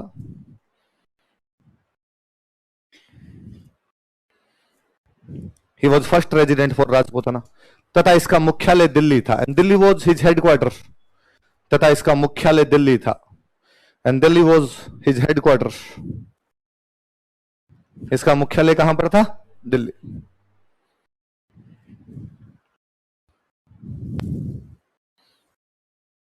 फिर किसी ने अंग्रेजों का कि यार एक तो राजस्थान का पूरा मामला देखने वाला बंदा राजस्थान में नहीं रहता, मतलब बंदा मैटर कहां के देखता है? राजस्थान के। रहता कहां पे? दिल्ली। तो राजस्थान के मैटर देखने वाला आदमी राजस्थान में तो रहे। तो आपको कितना बुरा लगे कि आपको कह दिया 100 गहलोत दार्जिलिंग में रहेंगे, हैं? या आपको कह दिया जाएगा साहब अशोक गहलोत पटना जाके निवास करेंगे या पानीपत में रहेंगे, अपने लगे राजस्थान का मुख्यमंत्री राजस्थान में रहो यार, जयपुर रहो, जोधपुर रहो, भरतपुर रहो, अलवर रहो, कहीं रह जाओ, रहो तो राजस्थान में। राजस्थान का मैटर देख रहा है वो आदमी राजस्थान से बाहर रह के हमारे मैटर कैसे देख सकता है? तो अंग्रेजों किसी ने कहा कि यार तुम राजस्थान में और यहां पे बिठाओ तुम्हारा एक आदमी। अंग्रेजों के पास राजस्थान में एक ही जगह थी, अजमेर। कौन सी जगह थी? अजमेर किसी टाइम में अपने एक राजा की राजधानी थी, उस राजा का नाम था पृथ्वीराज चौहान। क्या नाम था? और पृथ्वीराज चौहान के बारे में आप मोटा मोटा सा जानते हैं कि मोहम्मद गोरी से हार गया था, और मोहम्मद गोरी से हारने के बाद में मोहम्मद गोरी ने ये जो जाति थी, ये जाति थी तुर्क। कौन लोग थे ये? और तुर्कों ने कब्जा कर लिया अजमेर पे। जब तुर्कों का कब्जा हो गया अजमेर पे, बाद में तुर्कों का कब्जा हटा तो यहां पे कब्जा कर लिया मुगलों ने। किसने कर लिया? मुगलों का कब्जा हटा तो यहां पे कब्जा कर लिया मराठों ने, और मराठों को भारत में किसने हरा दिया? अंग्रेजों ने। इसलिए अजमेर पे कब्जा किसका हो गया? अंग्रेजों। इसलिए पृथ्वीराज चौहान की राजधानी अजमेर। फिर तुर्क राजस्थान को कहां से हैंडल करते? अजमेर। फिर मुगल राजस्थान को कहां से हैंडल करते? अजमेर। फिर मराठी राजस्थान को कहां से हैंडल करते? अजमेर। फिर अंग्रेज भी राजस्थान कहां से हैंडल करते? अजमेर। इसलिए अजमेर राजस्थान का हृदय है, हार्ट ऑफ राजस्थान क्या कहलाता है? इसलिए नहीं कि वहां पे कोई धमनिया और सिराओं में खून दौड़ रहा है, कोई देखे यार ब्लड सर्कुलेशन अजमेर की तरफ से होता होगा इसलिए पंपिंग वहां से होती है अपनी ना। अजमेर सेंटर है, अजमेर बीच में है, अजमेर से बाकी सारे बराबर बराबर से पड़ेंगे, इसलिए अजमेर अपने राजस्थान का हृदय हुआ करता था। ये तो हम आगे पढ़ेंगे कि अजमेर अपने राजस्थान में मिला था 1956। अजमेर राजस्थान में कब मिलाया गया? 1956। यदि अजमेर पहले मिल जाता तो राजधानी जयपुर नहीं होती। अब भी राजधानी कौन सी होती? अजमेर होती है अपनी राजधानी। ये राजधानी जयपुर इसीलिए है क्योंकि जब जयपुर राजधानी बनाई गई थी तब अजमेर राजस्थान का पार्ट ही नहीं था, तब अजमेर अलग से केंद्र शासित प्रदेश था, यूनियन टेरिटरी। अजमेर पर राजस्थान में मिला ही 1956 के अंदर जाके। तो अजमेर, तो अंग्रेजों ने कहा कि भाई अपने पास राजस्थान में एक जगह, वो जगह कौन सी है? अजमेर।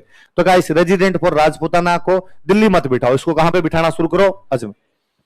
कहा ठीक है साहब इसको अजमेर बिठा दें। फिर किसी ने कहा यार हर रियासत में तुम्हारा एक बंदा बैठता है, उसको तुम कहते हो रेजिडेंट, पूरे राजस्थान वाले को रेजिडेंट, ये क्या मतलब हुआ?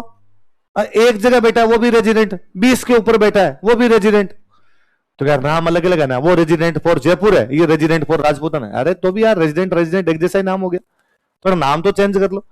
तो अंग्रेजों का चलो नाम चेंज करते। क्या काम करता है रेजिडेंट फॉर राजपूताना का? नीचे बैठा एक पॉलिटिकल एजेंट, ऊपर ही ऊपर कौन बैठा है? ये पॉलिटिकल एजेंट की बात गवर्नर जनरल को बताता है, गवर्नर जनरल की बात किसको बताता है? मतलब इन दोनों के बीच का एजेंट है। इन दोनों के बीच का क्या है? पॉलिटिकल एजेंट की बात किसको जाके बताता है? मतलब मुख्यतः ये किसके नीचे काम कर रहा है? Governor general. तो ये गवर्नर जनरल का एजेंट है। किसका एजेंट है? इसलिए इसका नाम पड़ा एजीजी। क्या नाम पड़ा? जो जीजी की बात नीचे बताए, जीजी, जीजी बैठा कलकत्ता। अब के बाद एजीजी कहां पर बैठ जाएगा? आके अजमेर। और ये जो पॉलिटिकल एजेंट है ये तो अपनी अपनी रियासत में बैठे हैं, तो पॉलिटिकल एजेंट अपनी बात किसको जाके बताएगा? एजीजी। एजीजी किसको बता देगा? तो ये जो रेजिडेंट फॉर राजपूताना था इसमें दो चेंज किए, एक तो इसका नाम बदल दिया और इसका नाम बदल क्या कर दिया? एजीजी कर दिया। और इसका ऑफिस कहां लेके आ गए? ये 1832 की बात है। कब की बात है? तो 1832 में एजीजी का हेडक्वार्टर बना दिया गया। कहां पे बना दिया गया? याद रहेगी बात? लिखो 1832 ईस्वी में, इन 1832 एडी, 1832 ईस्वी में इन 1832 एडी अजमेर में एजीजी मुख्यालय स्थापित किया गया। AGG headquarter was established eight Ajmer. AGG की फुल फॉर्म क्या होती है बताओ? देखिए, एजेंट टू गवर्नर जनरल। क्या दोबारा बोलो? Agent to governor general. GG का एजेंट है, जीजी की बातें बताता है। आपके घर में जो भी जीजी का एजेंट बना घूमे उसको तुम क्या कह दिया करोगे? ए जीजी। तो क्या लिखा है?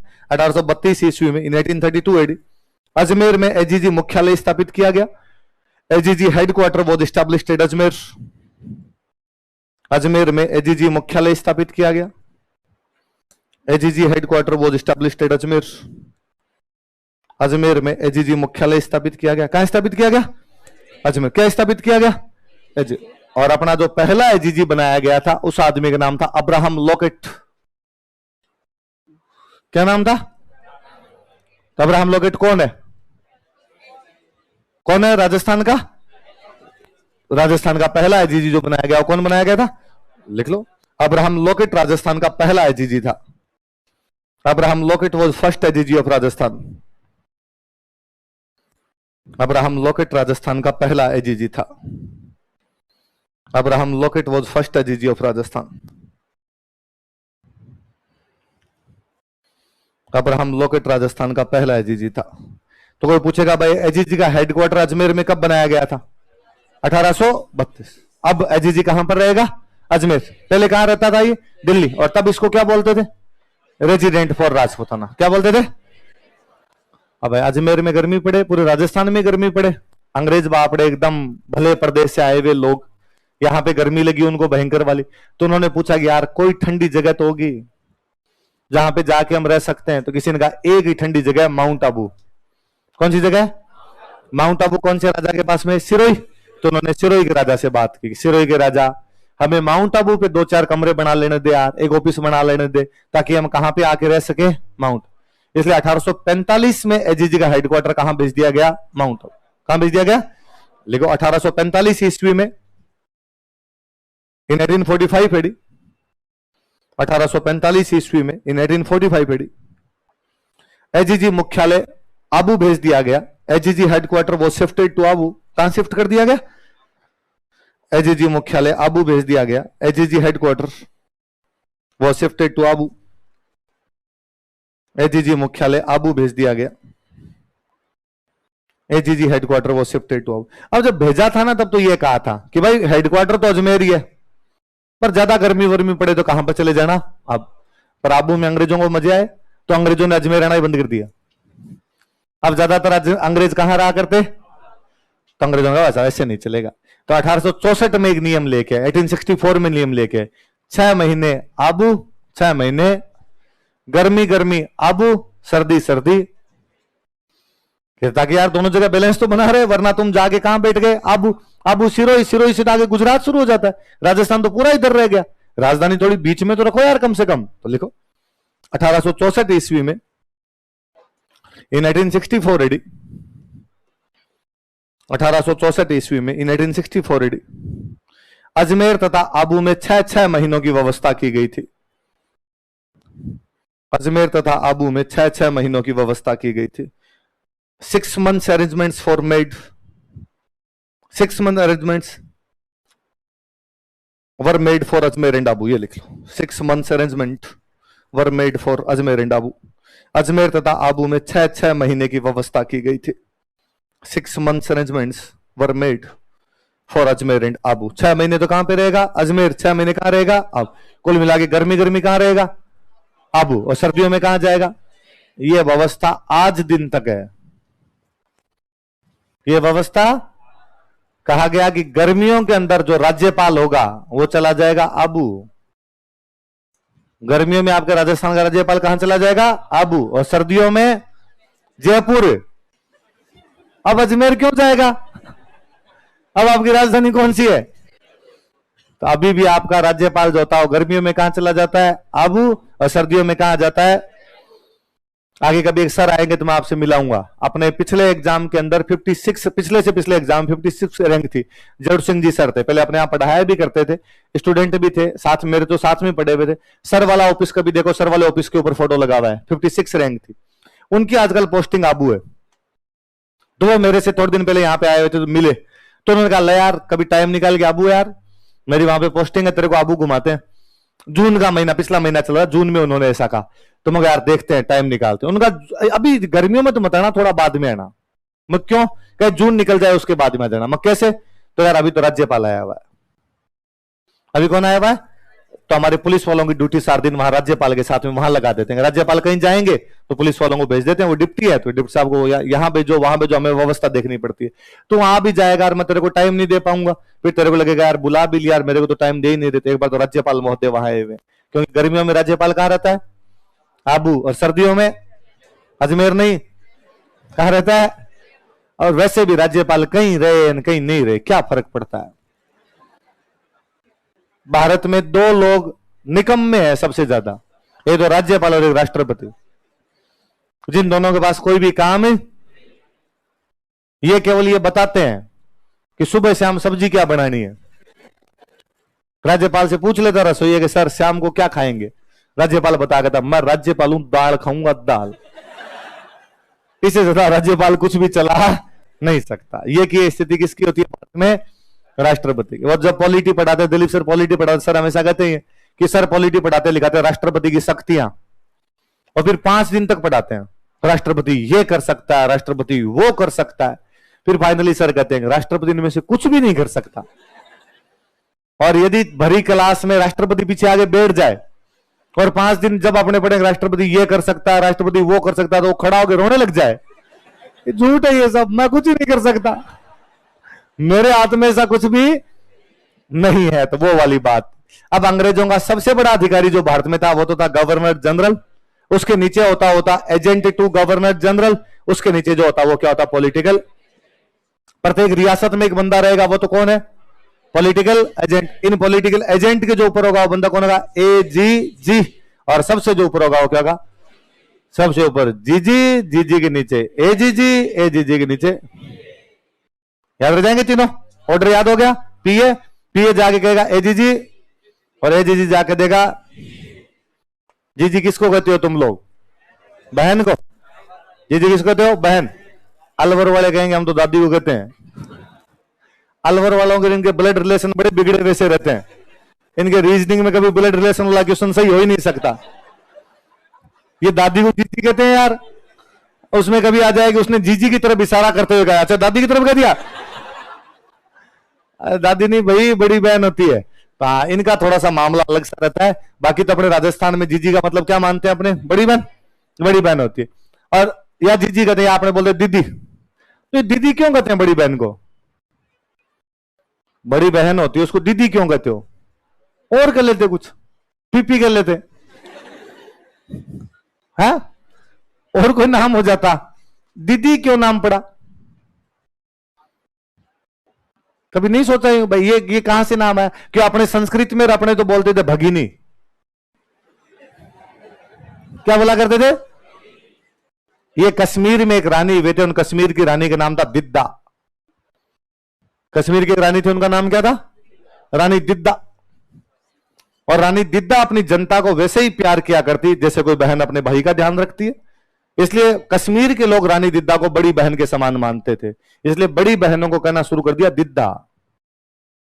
क्या कहा करते थे? वो दिद्दा नाम बदलता बदलता हो गया दीदी, और दीदी से आजकल लड़कियों ने बना दिया दी।